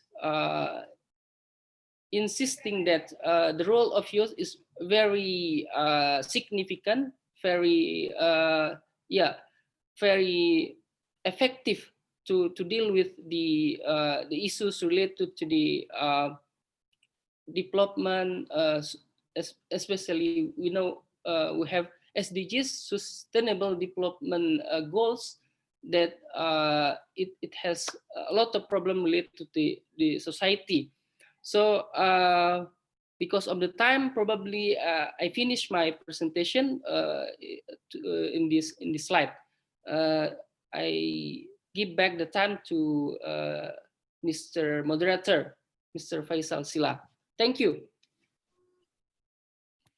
Thank you so much to Mr. Sharoni Rofi'i. I hope you will stay until the question and answer, because there are so many people who are interested to us as well. And for Mr. Sharoni, if you don't mind, you can share your slide into the chat. You can share it through bit.ly or Google Drive. Thank you so much. So it's very fruitful coming from Mr. Sharoni. He has been talking a lot about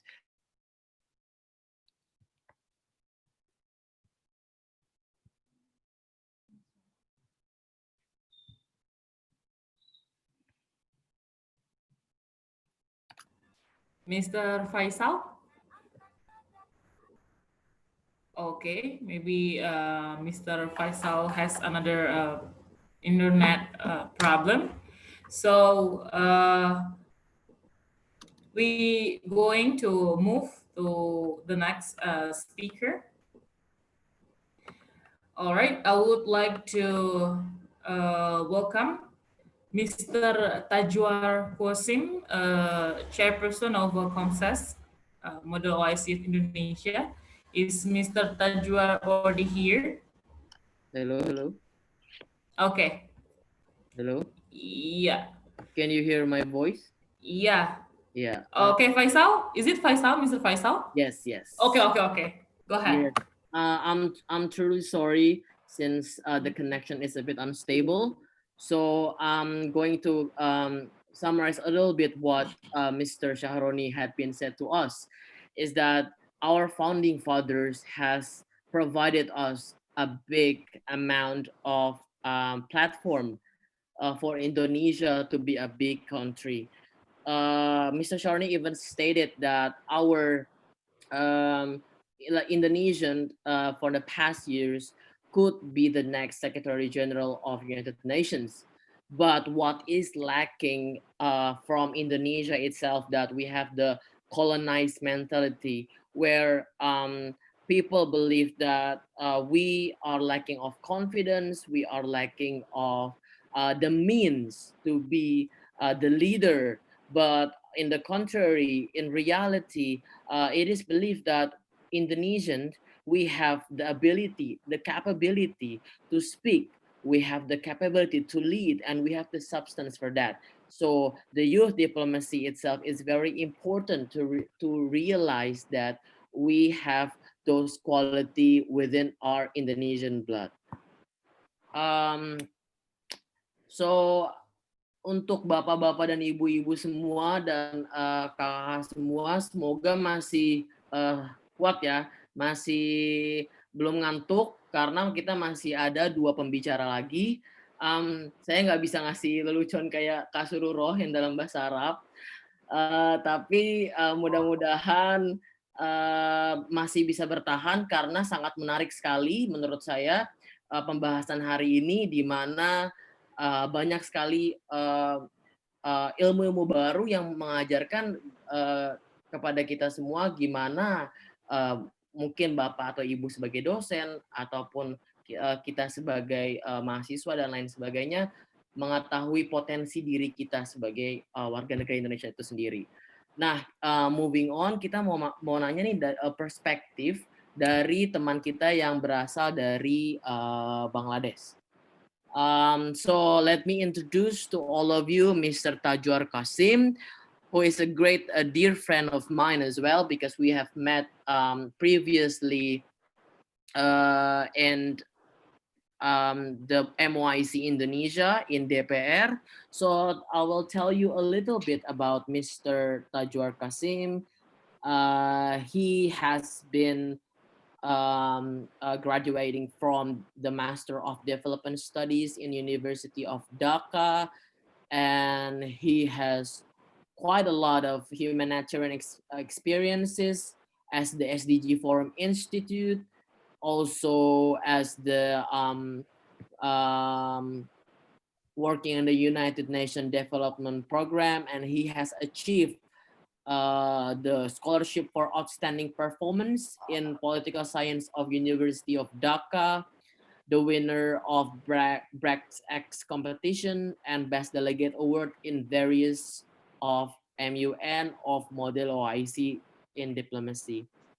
So without further ado, let me introduce to all of you to my dear friend, Mr. Tajwar. For Mr. Tajwar, time is yours. Well, hello everyone. Assalamu alaikum. I hope you guys are listening to me. Am I Yes. audible enough?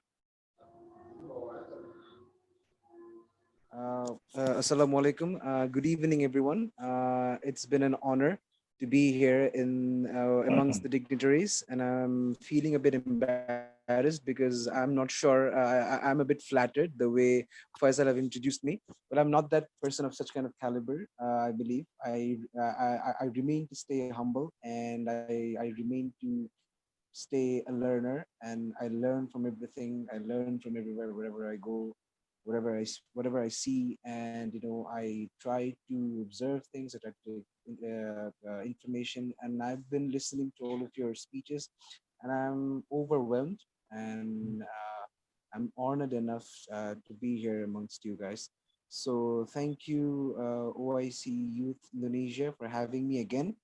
Uh, uh, and I've been into Indonesia, as you guys know that I have chaired the committee of COMSEC, and being in Jakarta was a lifetime experience.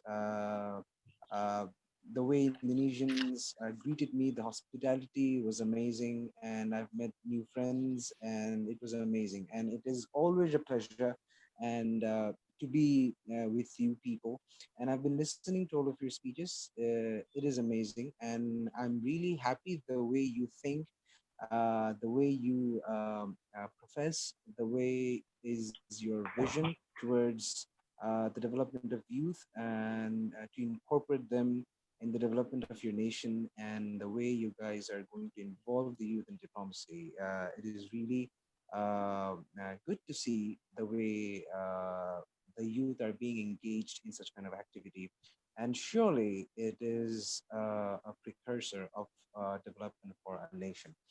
So a bit introduction about me, a bit more specific. I'm actually working in Rohingya refugee crisis in Cox's Bazar right now. As you guys know, that Bangladesh is currently hosting one of the largest human migrations in the world, and it is situated in Cox's Bazar. So I'm currently working in Action Aid Bangladesh as a field monitoring officer, and my station is based in Noida registered camp, one of the two only registered camps that has got refugee Excuse me, Mr. status. Tajwar.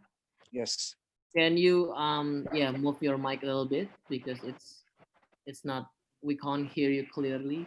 Yes. Okay. Can you guys hear me right now? Yes, that's better. Thank you. So sorry for the inconvenience. So I've been working in this humanitarian sector for quite a while, and from that perspective, the way you guys have actually portrayed that to involve youth in the development arena, in the diplomatic arena of a nation. The thing is, the first thing I believe is to engage them within the activities of a family, because as we know, the family is the primary institution of any sort of learning in education. So it starts from the family. So if it is in the family, the youth is being involved through different kind of activities, and through social activities, through helping people, and engaging them in other activities that that that that connects that child with the society, with the different community. That thing actually sows the seed of actual development, sows the seed to seek change, because we need change. The society is changing, and the way the youth are leading this change is amazing. uh, so the thing is, we have to engage in different sort of activities, and to do that we have to learn. The first thing is we have to learn. We have to learn, a lot of things. We have to learn wherever we can. It doesn't mean that we have to learn from books. We can learn from our practical experience. We can learn from the things that we are observing daily. The thing is, if we just go outside, if we see that garbages are being dumped beside the road, if we see that someone is loitering the nature, or if we see that someone is doing some activity that is hindering the usual flow of the society. Thing is, this thing actually raises curiosity amongst us, among every youth, that what should be done to actually solve this kind of problem. So we need to observe the things. We need to observe the peculiarities. We need to observe the problems. We need to observe the things, the trends that is going on here right now, and we need to observe the effect, the influence that is putting on us, on the society, on the community. So the thing is, if we have to be on that line, we have to observe the thing. Then uh, the the thing is, youth can be engaged in the sustainable development goals, the 17 goals that has been portrayed by the United Nations. Is something that we can follow to change our society, our community. And actually, youth plays the pivotal role in the four most important goals, that is quality education, gender equality, then decent work and economic growth, and climate action. In those goals, youth play the pivotal role to do so, because the youth force is increasing, and in Asia, the youth force is huge, and we need to actually engage them in a lot of activities to do so. So they need to have the feel, the zeal of change. They need to be on that road. They need to be on that pathway, so that they can actually develop themselves, so that they can actually explore themselves in such a way, so that they can engage with such kind of activities, with which will help them to develop their own skill, and in return to develop the society. uh, uh, the thing is, we can take example like Malala Yousafzai, Greta Thunberg, that have been those were the torch bearers of change, torch bearers of uh, raising questions, uh, changing the world, changing the trend. So we can take example from that.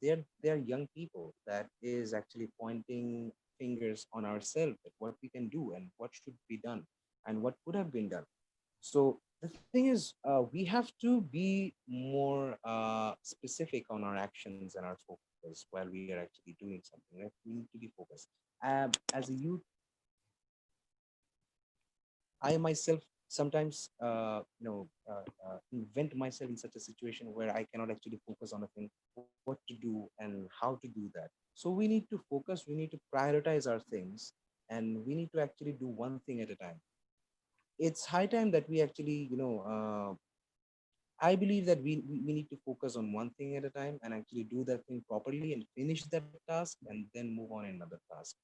I've been in Model YC back in 2019, and I've seen the enthusiasm of the Indonesian youths, the way they have engaged, the way they've organized, the way they've pulled out such a huge event, youth summit and Model YC sessions, and discussions, interactive sessions, meet with the dignitaries at the same time, going on at the same pace, the way they've pulled out, it's amazing.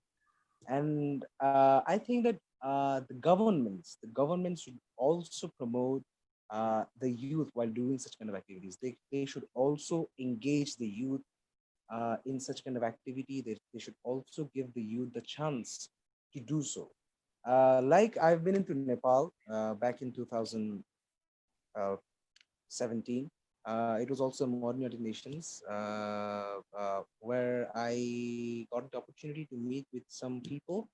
They were actually helping the government to organize different interactive sessions, public speaking sessions, skill development sessions within the government organs. There are different government organs, departments, that work in the rural area, that work in different sectors outside the capitals and districts and divisions. So the government officials need to be they thought that the government officials need to be more you know passionate, need to be more trendy with the present situation, so that they can cope up with the development process. So they actually took the help of the youths, that the youths that organize different kind of interactive sessions on sustainable development goals, public speaking, like writing, then skill development, personal development, communications, and other sort. So the thing is, they took the help from the youth, and they are actually involving the youth in such kind of activities. So when the government is actually involving the youth, they are by default involving them in the national prospect of a nation.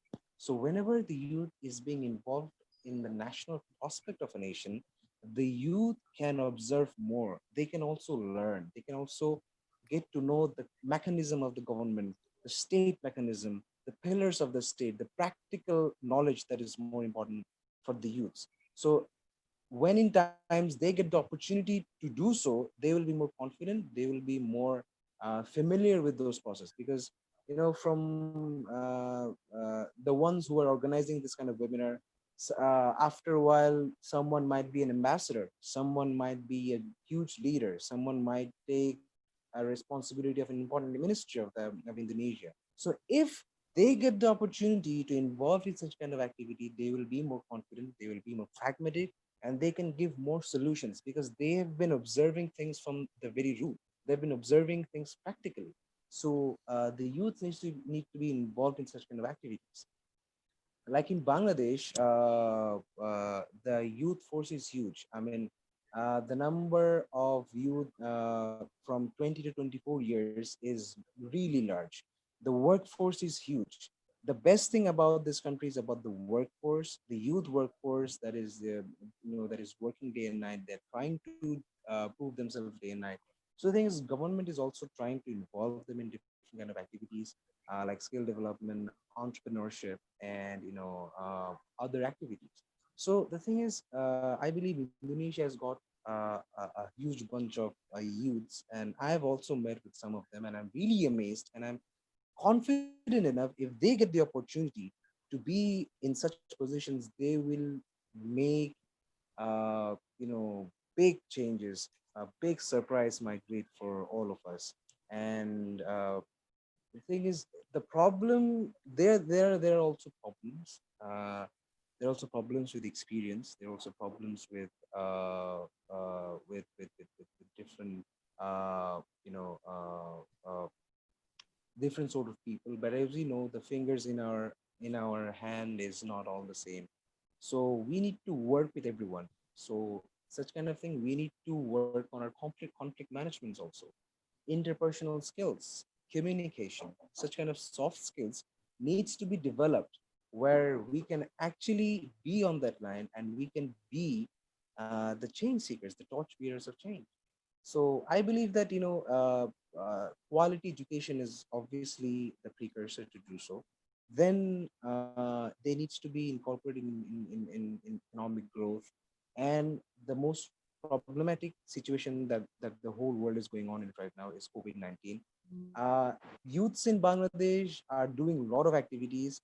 They are doing activities, activism and campaigns through social media, and even they're actually going outside, helping the poor, helping the needies, the ones that is needed. I know some people, those who collect plasma.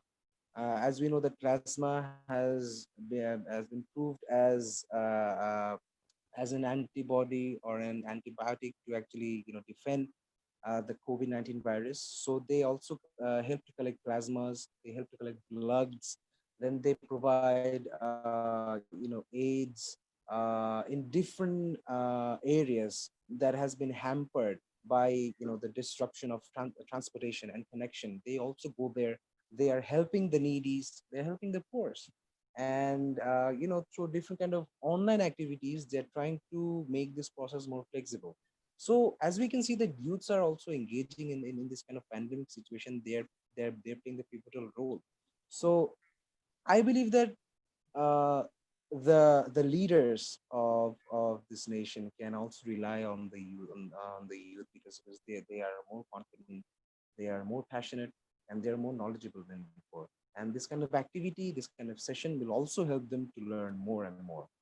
uh, I believe as a small crack in this huge intellectual uh, castle of glass, I've been able to say something fruitful. I've been able to say something resourceful that help you guys. And as you know, actually, I work in an emergency situation. In this COVID-19 situation, I still have to go visit the camp. I still have to serve the Rohingya refugees. I still have to be there because it's not only a part of my responsibility. I believe that I am also responsible as a Bangladeshi in serving as a host, in serving them. So I have to be there on an emergency basis. So right now I was in the camp all day long. I just came back home 2 hours earlier. I have to prepare myself and to be in front of you guys. So I'm sorry, for my hastiness, and I believe that I've been able to contribute enough for you guys. So thanks again for having us. Thanks to the honorable dignitaries. Thanks to the participants, and most importantly, thanks to the organizers of this webinar. Thanks to OIC Youth Indonesia for organizing such an interactive session. I'm really looking forward to be with you all in times of need. So thank you. Over to you, Faisal.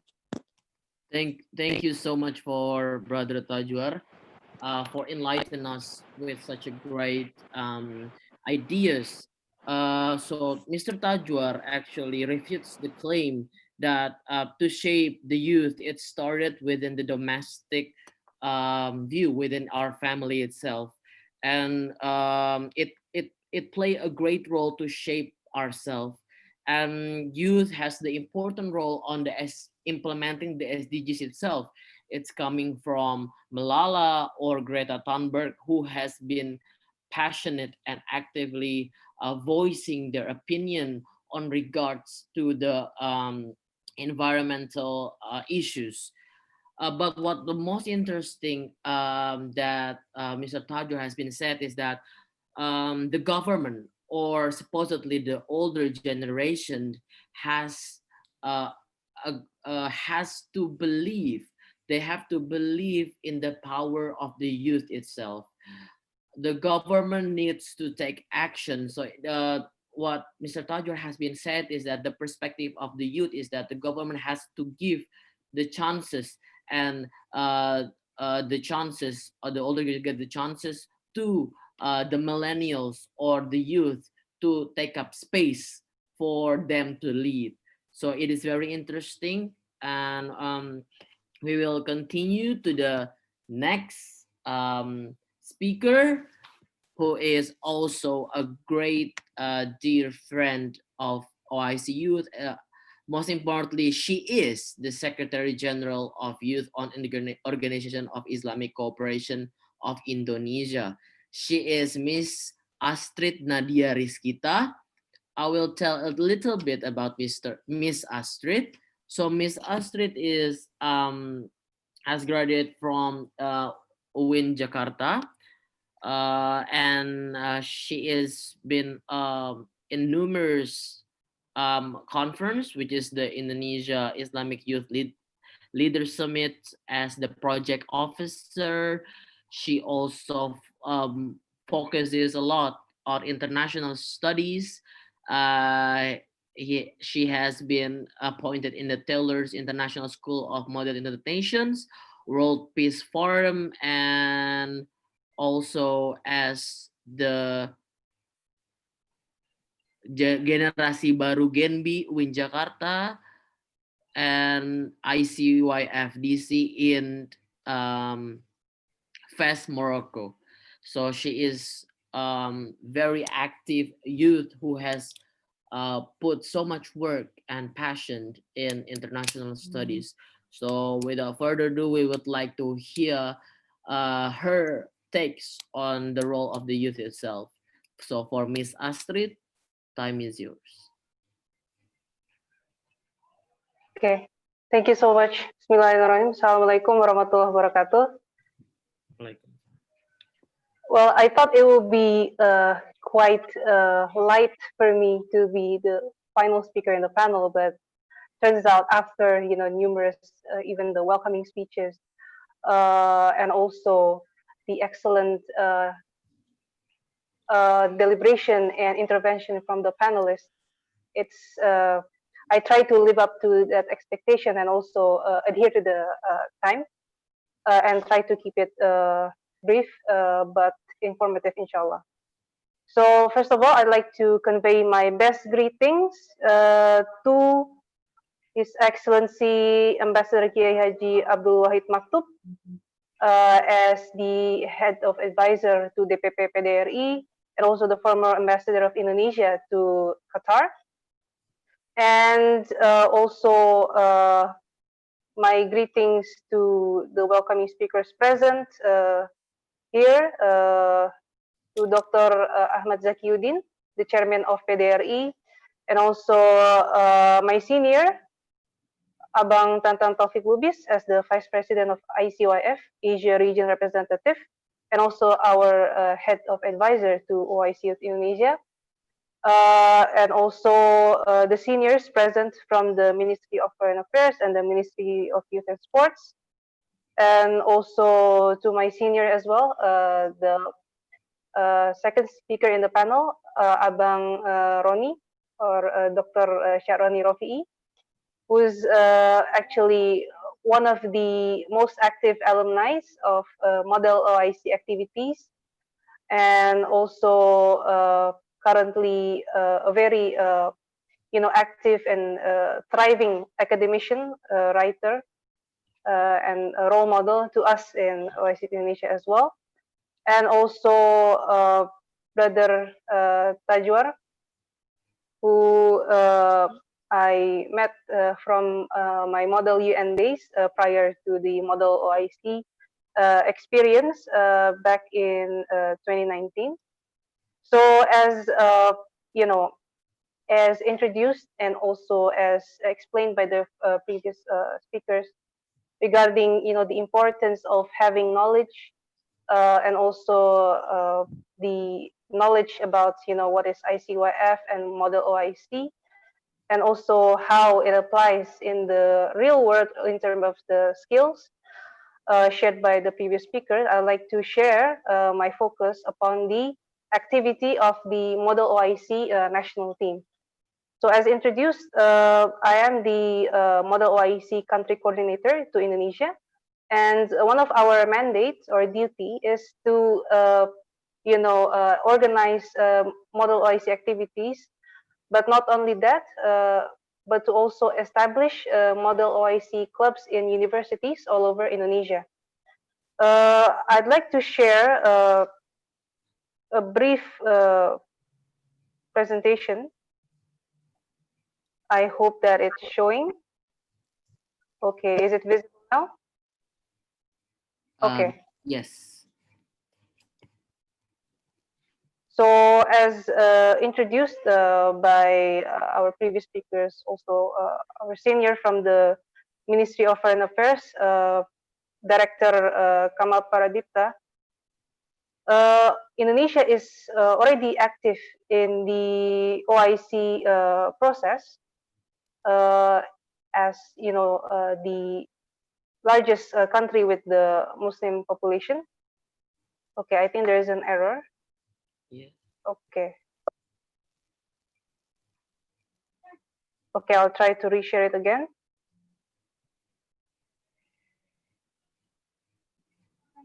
Okay.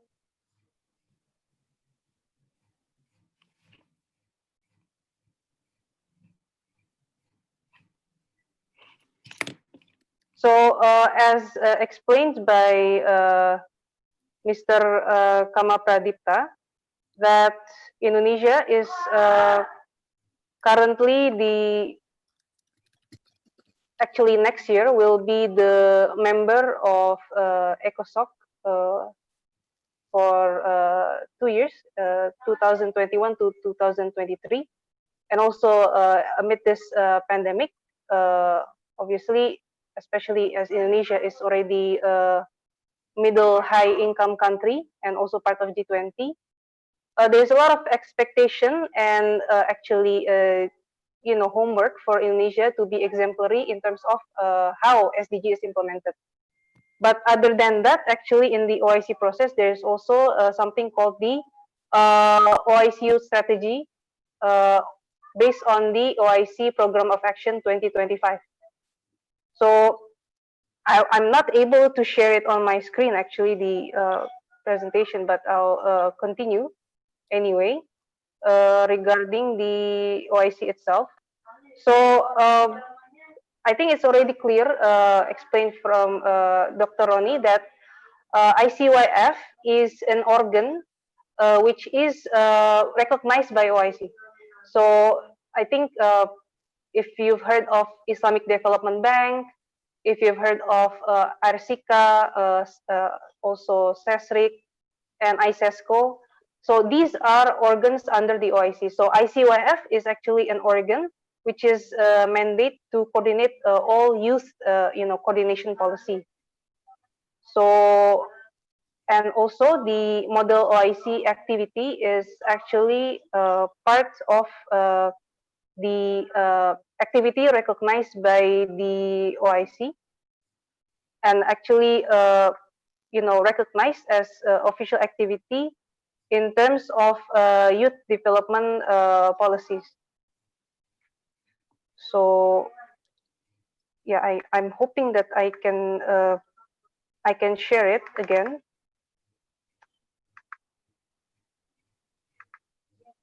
And as shared by Dr. Roni, that in representative of our organization of OIC Indonesia has already taken part in various activities held by ICYF, including the model OIC as early as 2011. So I think why ICYF in the first place are very eager to legitimize and also recognize the activity of it's actually activity for university students, right? So I think if you've heard of Model UN, it's similar like that. It consists of like public speaking skills, writing, researching, negotiation, and drafting. So why is an organization as big as OIC very concerned about Model OIC? First of all, it's because it's an activity which is concerning on the development of the skills of youth, and also I think unlike a Model UN, which can be organized by any organization, be it school, university, not for-profit organization or even for-profit organization, actually Model OIC has to be coordinated by ICYF. They have to recognize it. They have to be informed that such and such organization is organizing a model OIC event. So I'm going to keep it, as I promised, I'm going to keep it brief by sharing the slides that have been prepared for this session. So if it's visible, then Alhamdulillah, we can finish by the designated time. So I think I already shared about the OIC youth and also the background of the model OIC. And these are the past conferences. Actually, there's been an error. So actually, there are 3 more conferences after the model OIC held in Pakistan. And the objective and goal is to introduce about the organization and also be a platform for youth to take part in decision-making process. So regarding Model OIC Club, it is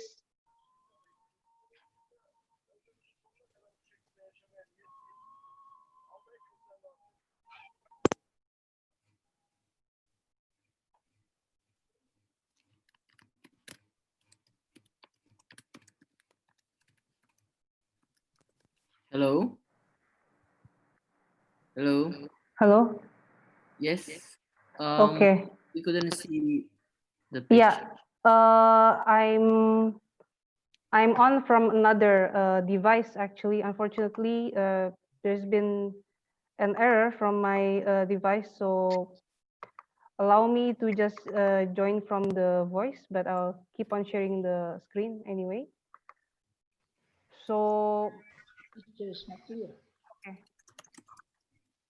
So the activity of national team Model Wise Indonesia includes like training, online training that we've done, as shared that we have undergone 10 sessions, and also simulation, training for the chairpersons, and also this is another important thing that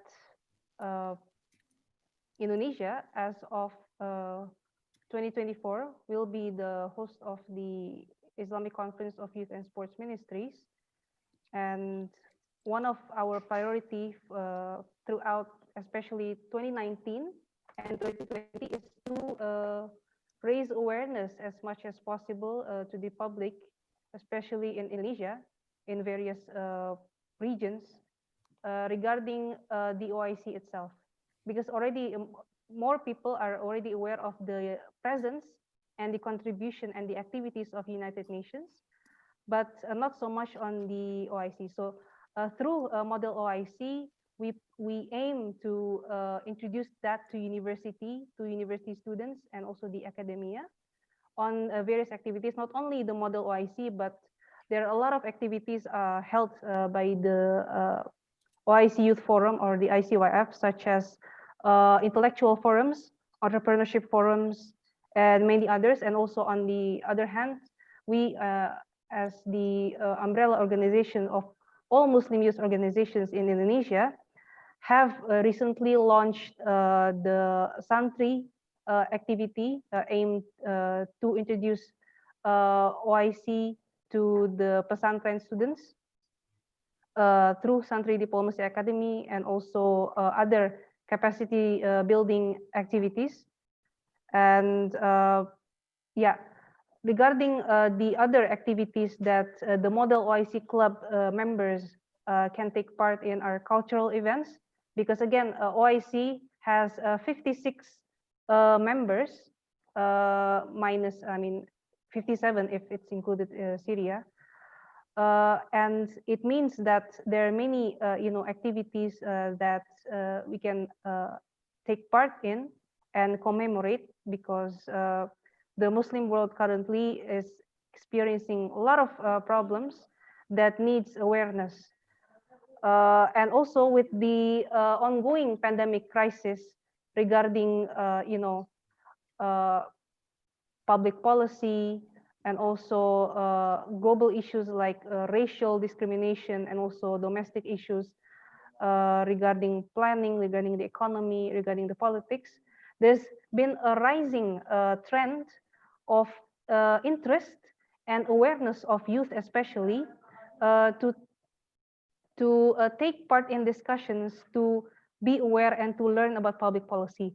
And through the activity mandated under the ICYF, which is the Model OIC Club, we are able to do so in a much more massive manner and also structured, because the guidelines are already provided by them, and we can implement it according to the culture of our country and also the needs of the youth in Indonesia. And also the Youth Day. The Youth Day is interesting because annually the OIC Youth Day is commemorated each 3rd September. And also the International Youth Day is commemorated 12th August annually.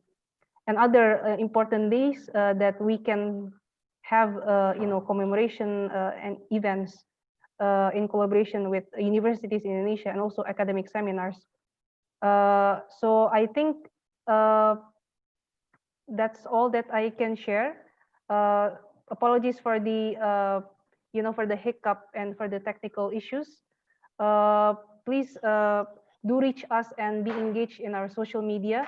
Especially, we're planning to launch the Model OIC virtual conference registration aimed for university students in Indonesia and also international, with 2 committees, namely the health and the economy.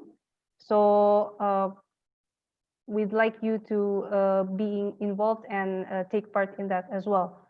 With that, I think I conclude my speech. Thank you so much for the time. Wassalamualaikum warahmatullahi wabarakatuh. Waalaikumsalam. Thank you so much for Miss Astrid, Waalaikumsalam warahmatullahi wabarakatuh. who has been showing us such a great quality that she told us that the mandate of MOIC country is to establish the MOIC club in Indonesian university, and Indonesia will be becoming the host of ICYSM in 2024. So Miss Astrid encouraged for all the lecturer that are here today to support their students to establish the MOIC clubs. So moving on to the question and answer session, we have a question for Dr. Kiai Haji Abdul Wahid, for His Excellency Dr. Abdul Wahid. So it is very interesting to understand and hear your perspective and takes on the topic itself. And one of the questions coming from from the participants is that it is noted that we as a youth or as Islam or Muslim have to constantly defend our religion at all times. No matter what the circumstances, the Muslims will always be the typically the bad guy of the situation. Most important, the recent cases, the Hagia Sophia, where they converted into the Muslim into a mosque. Those bring rage to all people, and we have to constantly tell them that this is not that we are a Muslim and we only practice peace. So what are your takes as the youth, and also coming from the parents itself? What are your takes on how we as the youth can be the ambassador of Islam and tell that Islam is a peaceful religion, but from our point of view as the youth? So what are your takes on that? Yeah, thank you very much. Very excellent question. That is our challenge. Yeah, we must, as a youth, must be equipped with not only with the theory, yeah, but also with the practical matters. Yeah, with the practice. Yeah, because al-ilmu bil amalin kashajarati bila thamarin. So if we have ilm, science, but we never practice it, or the same as a tree without fruits. Yeah. So there is no effect and there is no impact. So the most important thing is the effect and impacts our existence. So this is the measurement, how to measure our quality. Because if we are not qualified, so there is no effect our life in existence. So sometimes our situation is we are big in quantity, not in the quality. Yeah, like Al-Quran, فَأَمَّا الزَّبَدْ فَيَذْهَبُ جُفَاءً. If you be a boy, you will be disappear. وَأَمَّا مَا يَنْفَعُ النَّاسِ فَيَمْكُثُ فِي الْأَرْضِ.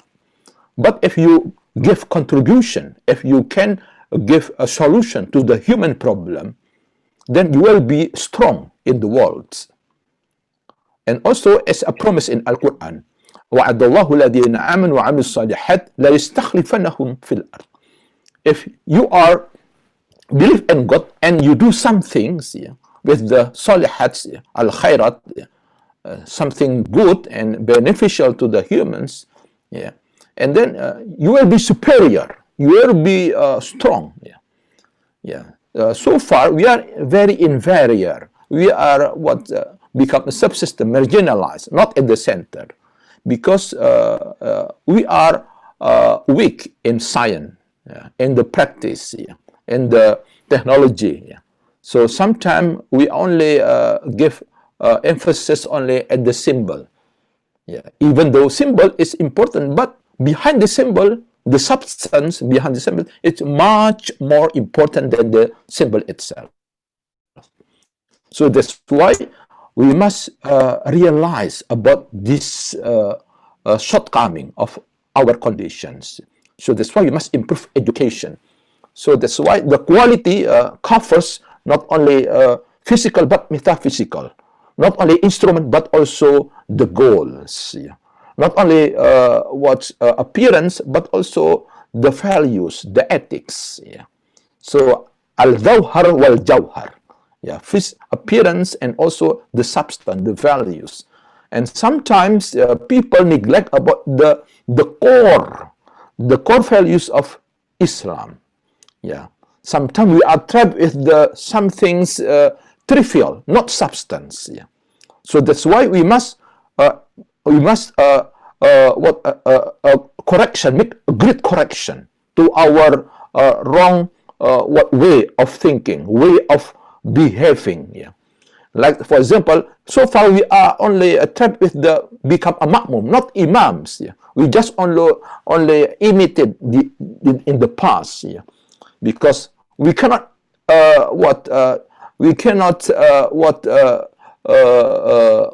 choose here, differentiate between what is Islam and what is Arab. We are trapped to the Arab centric, not Islam centric. Islam is universal, but Arab is very local, and then Islam has a universal dimension, alamiyah. For example, the God conception in Islam is Rabbul Alamin, not Rabbul Muslimin, not Rabbul Indonesian. No, but it is beyond limit. Beyond limit, Abdul Hudud. So the youth Muslim must be brought in mind. So they must beyond the limit, not trapped in the prison, in the fences. So we cannot communicate each other. But we must become the bridge, a tunnel, which can communicate. We must be open. So the intellectual, the Muslim intellectual, youth intellectual must be open, because Islam is very open, it's very universal. So that's why we must make reform, our restoration, our thought. So in Arabic is what we call is tajdid, yeah? Must renewal, and also taskhir, taghyir, tahsin. So improvement all the time. We cannot stop because from time to time the challenge is changing and new. So we cannot solve the new answer, the new problem with the old answer. So it is disconnect. Yeah. So that's why if in the past we go to pilgrims by maybe ship, it takes 2 weeks, but now only 9 hours with the airplane. Yes. Airplane. So it is renewal. So even though in the past our prophet never go to pilgrim with the airplane, but it's okay. Antum a'lamu bi umur dunyakum. So this is, we must be balance what is naqli from the revelation from what, and how we must develop our ratio, the power of our brain. So, and it is stated in our religion is between Abdullah, so we must surrender to God, but and also the other hand is Khalifatullah, which maximize the power of brain, our ratio. So this is between spiritual and intellectual must be harmonized, and this is our weakness. Sometimes the Muslim attempt only strong in one aspect, but very weak in the other aspect. Islam is udkhul fi silmi kaffa, must be comprehensive, must be total, not only one-sided, not one dimension, but multi-dimension. So that's why this is our challenge for the youth to renew, to empower, to understand and to implement. So the problem of the Muslim world now is interpretation, bad or misinterpretation, and misimplementation. Su'il fahm, a poor understanding. And because of the poor understanding of the Al-Quran, it has impact to the implementation. So it has big, poor implementation, poor execution. So that's why we must be able to promote, to increase our struggle, aqsal juhud, because it has correlation with our success in the future. Yeah. So our position depend on our struggle, the spirit, ruhul jihad, that is struggle.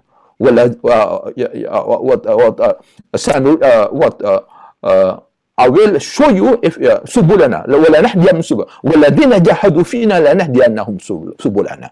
So those who have real struggle, sincere and also serious struggle, we will give the pathway to the success.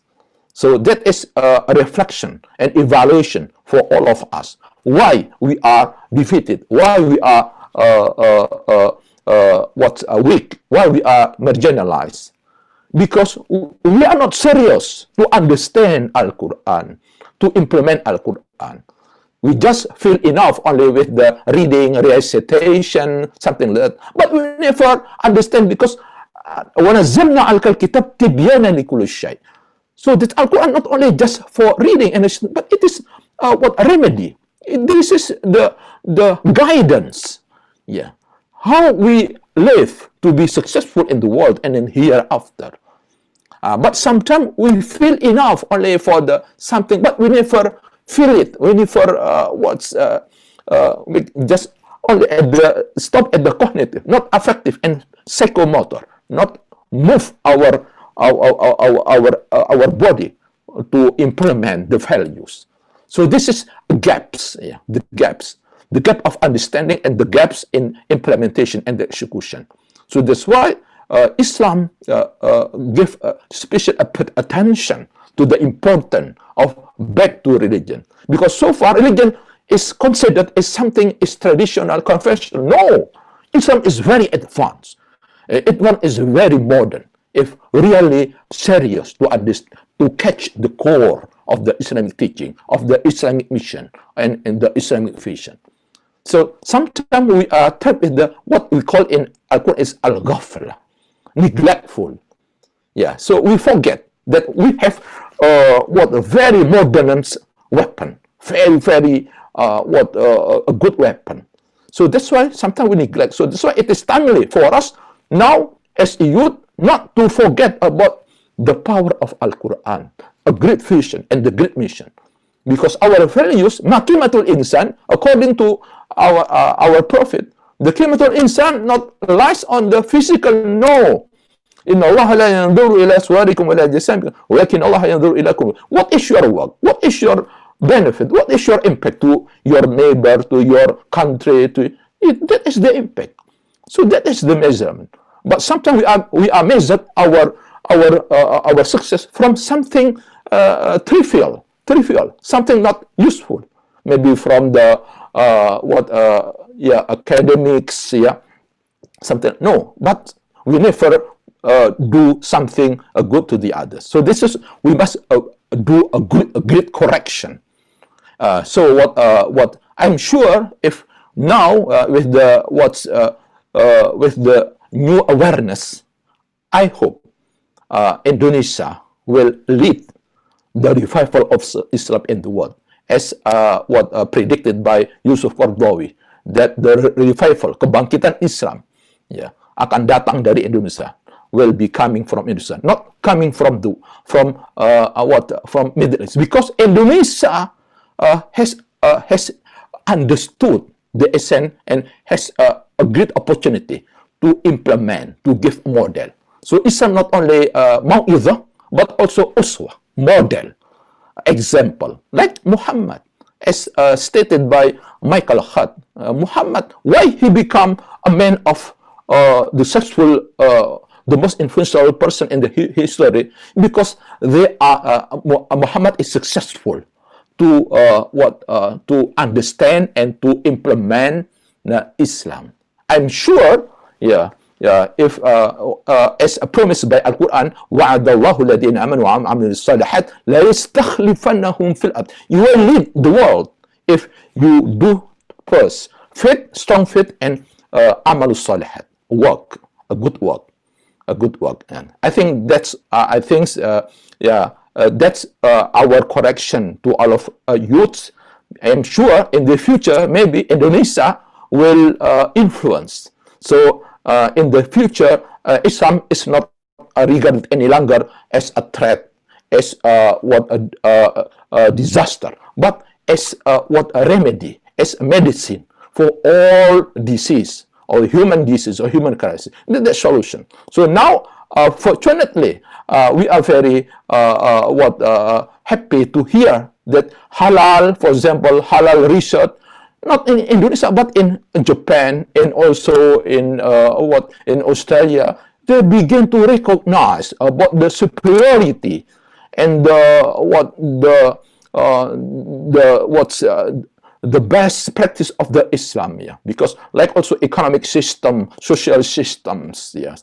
So that is timely when the others great world ideology become already collapsed, like capitalism now is collapsed in America, and also in the Soviet Union, but now it is timely. So وَتِلْكَ الْأَيَّامُ نُدَاوِلُهَا بَيْنَ النَّاسِ. So the era will rotate it. Maybe now we are in the lower, but begin to move up. Hopefully, in the near future, we will be able to convey, to convince all the people that the best ideology of the world is Islam in all aspects, whether it is economic, political system, or everywhere. But we must start from the humans, human resources. That is the quality. So that's why I think it is very appropriate, adopted by the government now, that we must focus on the improving the quality of Indonesian human resources, and because it is in line with our Islamic teaching. I think that's all. Thank you so much for Mr. Abdul Wahid.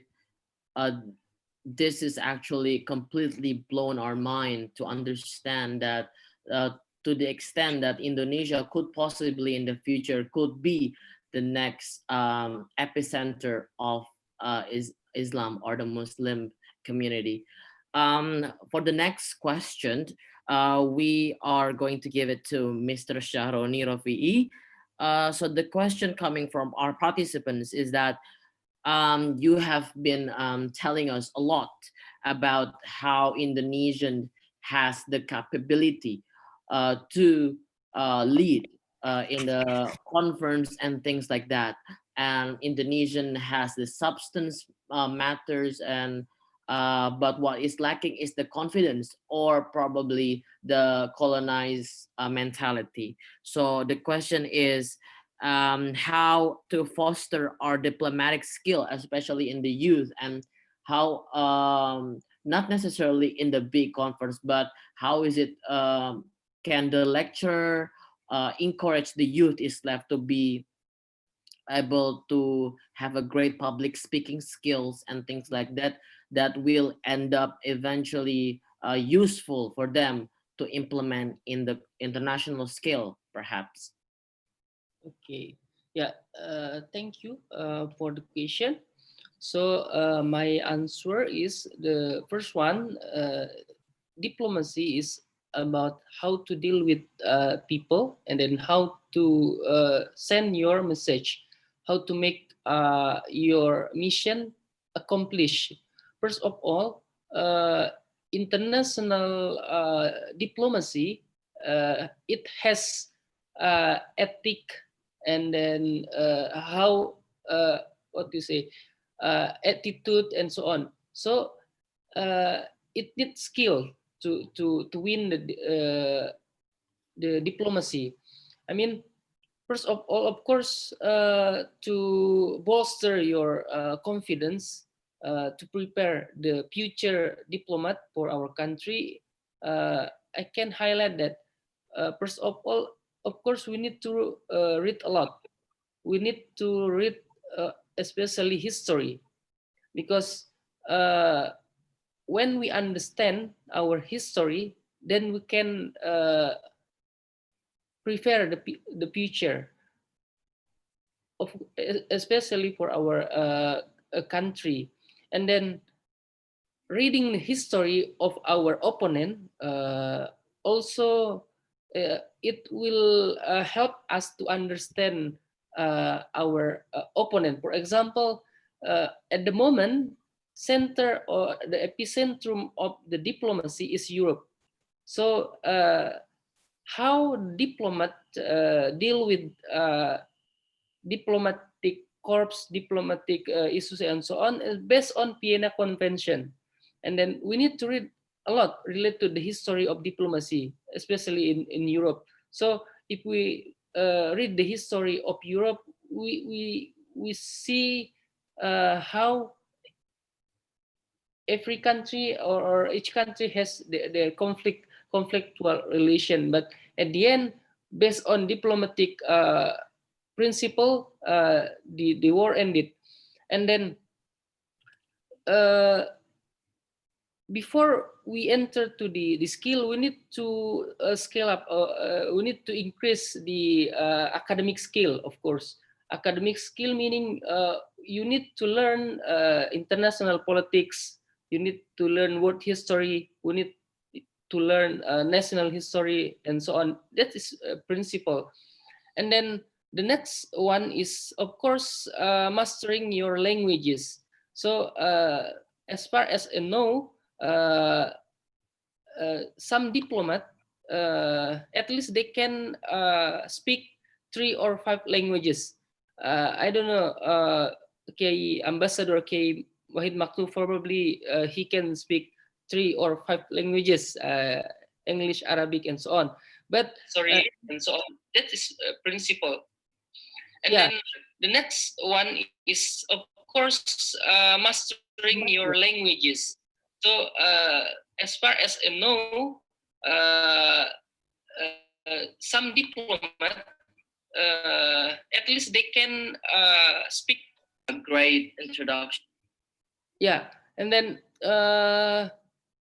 yeah, as far as I know, for example, I think we need to highlight the importance of languages, because languages is the instrument to deliver our message. Diplomat that I know from Europe, for example, the diplomat from French, before they they do their job, they know the country that they will be the first. For example, a diplomat from French, they can speak Turkish because their job will be in Turkey.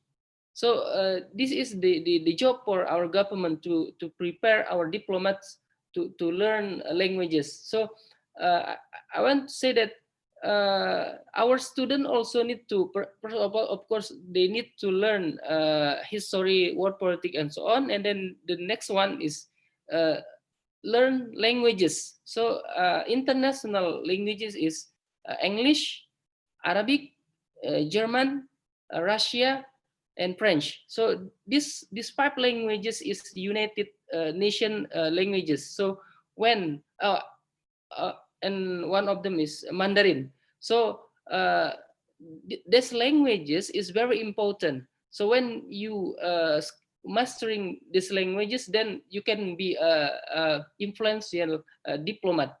So after languages, you need to learn the skill. So this is important thing, because in university, they have a specific curriculum. So in 4 years, we need to finish at least 140 subjects. Within the university don't teach us how to be a diplomat. University just teach us theory, how to be a diplomat and so on. But university then don't teach us how to be a diplomat in practice.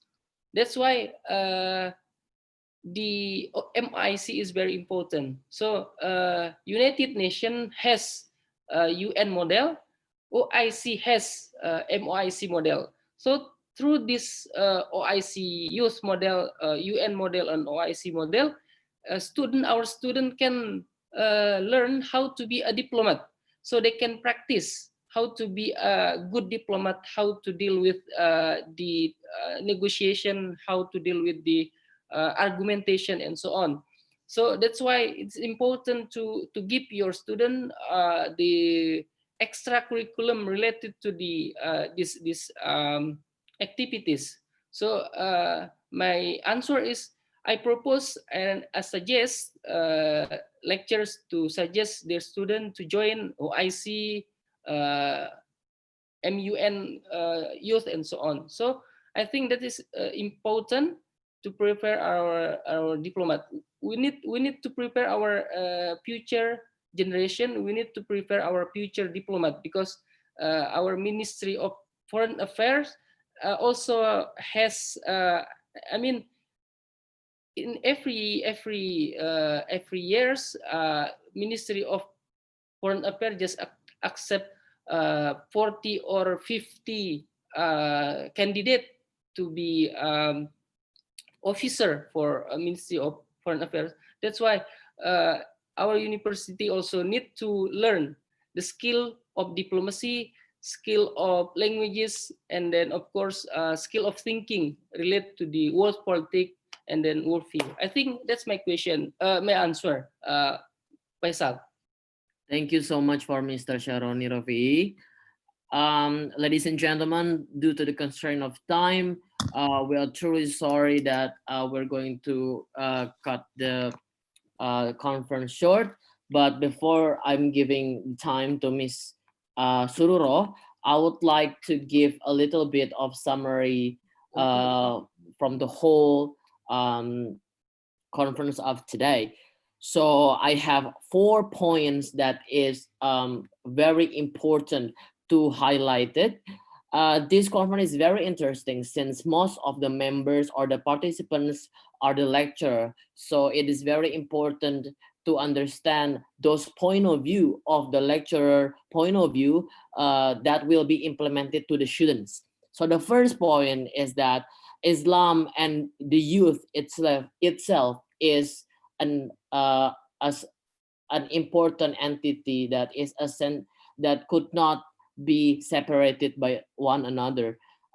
Youth has to have the responsibilities to be the ambassador of the Islam itself. Those being said, that we have to acknowledge ourselves in terms of the Islamic values and Islamic beliefs for us to introduce that to other people. And the second one is that the youth itself have to believe in themselves. Why? Because youth, especially in Indonesia, we have the capability, we have the resources to lead, we have the resources to be the leader of major nations. So with that being said, the substantial matter is already there, but what is lacking is the confidence. So we have to, as the youth, we have to believe in ourselves. The third point is that the older generations have to believe in the youth or in the millennials. So there are a lot of debate going on between the baby boomers and the millennials on how the millennials react and things like that. But we have to understand that the older generations has to put their faith in the youth and making sure that the future is the youth. So therefore, the older generation has to put the torch to the youth for them to prosper. And the last but not least, my point is that in order for the youth to understand that, to implement greatly about those diplomacy or youth skills, it is important to implement those energy into an organization that is already established, one of which is OIC. So the OIC Youth Indonesia will be giving a model OIC virtual, which is a model United Nations, di mana nanti youth ini akan berkontribusi, anak muda akan berkontribusi untuk menjadi diplomat atau untuk menjadi perwakilan dari berbagai negara dalam membahas sebuah masalah di dunia ini. Oleh karena itu, sangatlah penting untuk pada para dosen yang terhormat juga untuk membantu students atau mahasiswanya untuk encourage mereka untuk mencoba meningkatkan skill dalam berpidato, dalam critical thinking di dalam model OIC itu sendiri yang nantinya akan disebarkan melalui sosial media. Oleh karena itu, dari 4 poin ini kita dapat belajar bahwa anak muda adalah masa depan. Oleh karena itu, marilah kita pupuk bersama, tidak hanya dalam bentuk pengajaran, tapi juga kepercayaan bahwa kedepannya kita akan menjadi leader di masa depan. With that being said, thank you so much for your attention. I'm truly sorry if there's any mishaps. I would like to thank to all the speakers for today who has been giving us such an enlightened type of conversations. Without further ado, let me give to Miss Sururo. Miss Sururo. All right. Mr. Faisal, thank you very much for the for leading this panel session. All right. Tell us Arabic jokes again. I don't think so. This is a good idea to give the joke of Arabic. All right. So I would like to say thank you very much, Mr. Faisal, to leading the panel session. All of the speaker, thank you very much. Dr. K. Haji Abdul Wahid, and then Dr. Shahroni Rofi, Mr. Tajwar, all the way from Bangladesh, and also Miss Astrid Nadia Rizkita. Thank you very much for the great insight to us, especially in diplomacy, because diplomacy also facilitate information, communication, and knowledge exchange, sharing among nation and also human being. Alright, ladies and gentlemen, boleh nggak 1 menit aja saya minta dari audiens memberikan testimoni apa yang didapat dari kegiatan hari ini, malam hari ini. Dan saya mau congratulations to all of the audiences, keren banget karena dari kita hanya berkurang 20%. Artinya Bapak Ibu sekalian sangat concern sekali terhadap isu diplomasi dan artinya memiliki niatan dan juga pastinya ingin mendevelop dari murid-murid bahkan diri Bapak Ibu sekalian terkait dengan diplomasi. 1 orang saja berikan kami testimoni supaya kita semakin semangat nih belajar diplomasi. Silakan Bapak Ibu, 1 orang saja. Siapa yang memberikan, langsung saja di unmute dan nama saya ini, kemudian saya memberikan testimoni seperti ini. Silakan. Ini langsung didengar oleh Pak Dubes nih, Pak former Dubes. Silakan.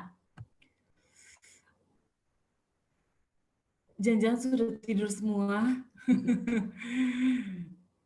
Baik, bagaimana? 1 menit tidak ada yang berani? Ada Bu Herta, ada Bu siapa lagi? Ada Pak Kamarudin, ada Pak Haris, ada Pak banyak, Pak Mawardin. 1 menit saya minta untuk memberikan testimoni. Silakan langsung di-unmute. Dari Palu. Oke, silakan Pak. Ya, terima kasih. Saya Nur Sangaji, dosen di Universitas Tadulako, Palu, Sulawesi Tengah ya. Saya memberikan apresiasi acara ini yang sangat bagus. Saya dulu sekolahnya di Perancis, anak saya di Inggris, dan saya merasakan bahwa ini adalah posisi yang sangat menentukan ya, membawa negara kita untuk diperkenalkan ke dunia internasional. Bukan sekedar gagah-gagahan, tetapi di sana juga ada pertaruhan nama baik dan kualitas gitu. Karena itu memang kita butuhkan anak-anak kita yang belajar dengan sungguh-sungguh, karena mereka selain pintar, mereka juga harus punya integritas. Saya kira itu poin saya ya. Terima kasih. Baik, Pak Nur Sangaji, ada pantun dari bahasa Prancis? Nggak ada? Saya hanya punya falsafah karena saya belajar pertanian.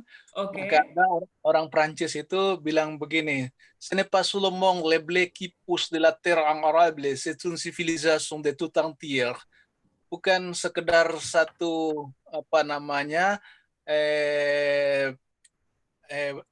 gandum yang tumbuh di satu lahan yang subur, tapi yang tumbuh itu adalah sebuah sistem kebudayaan yang sangat lengkap.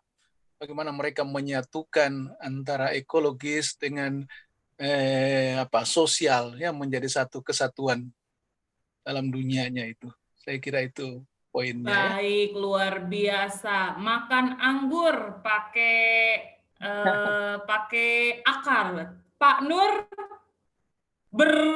saya nggak bisa pantumnya ternyata. Pokoknya saya mau bilang the best pokoknya. Baik Bapak Ibu, terima kasih. Thank you very much for this great insight. Juga tadi kasih testimoni langsung dari Palu, jauh sekali yang sudah belajar di Prancis. Thank you very much Pak. So we're gonna have a next session. Insya Allah kita akan bertemu kembali dengan pastinya pemateri yang sangat luar biasa. And I do apologize for any mistake that I already make. I'm so sorry all of the speakers and also on behalf of OIC Indonesia. I do apologize, and I hope that we can meet again in other special event. Ladies and gentlemen, thank you so much for joining this event. Saya tutup acara kita pada malam hari ini 23.14 sudah malam, hampir tengah malam. Dan masih semangat. Demikian, mohon maaf apabila terdapat kesalahan. Assalamualaikum warahmatullahi wabarakatuh. Om Santi, Santi, Om, salam sejahtera. Waalaikumsalam warahmatullahi wabarakatuh. Waalaikumsalam warahmatullahi wabarakatuh. Waalaikumsalam warahmatullahi wabarakatuh. Terima kasih Bapak Ibu sekalian. Thank you very much.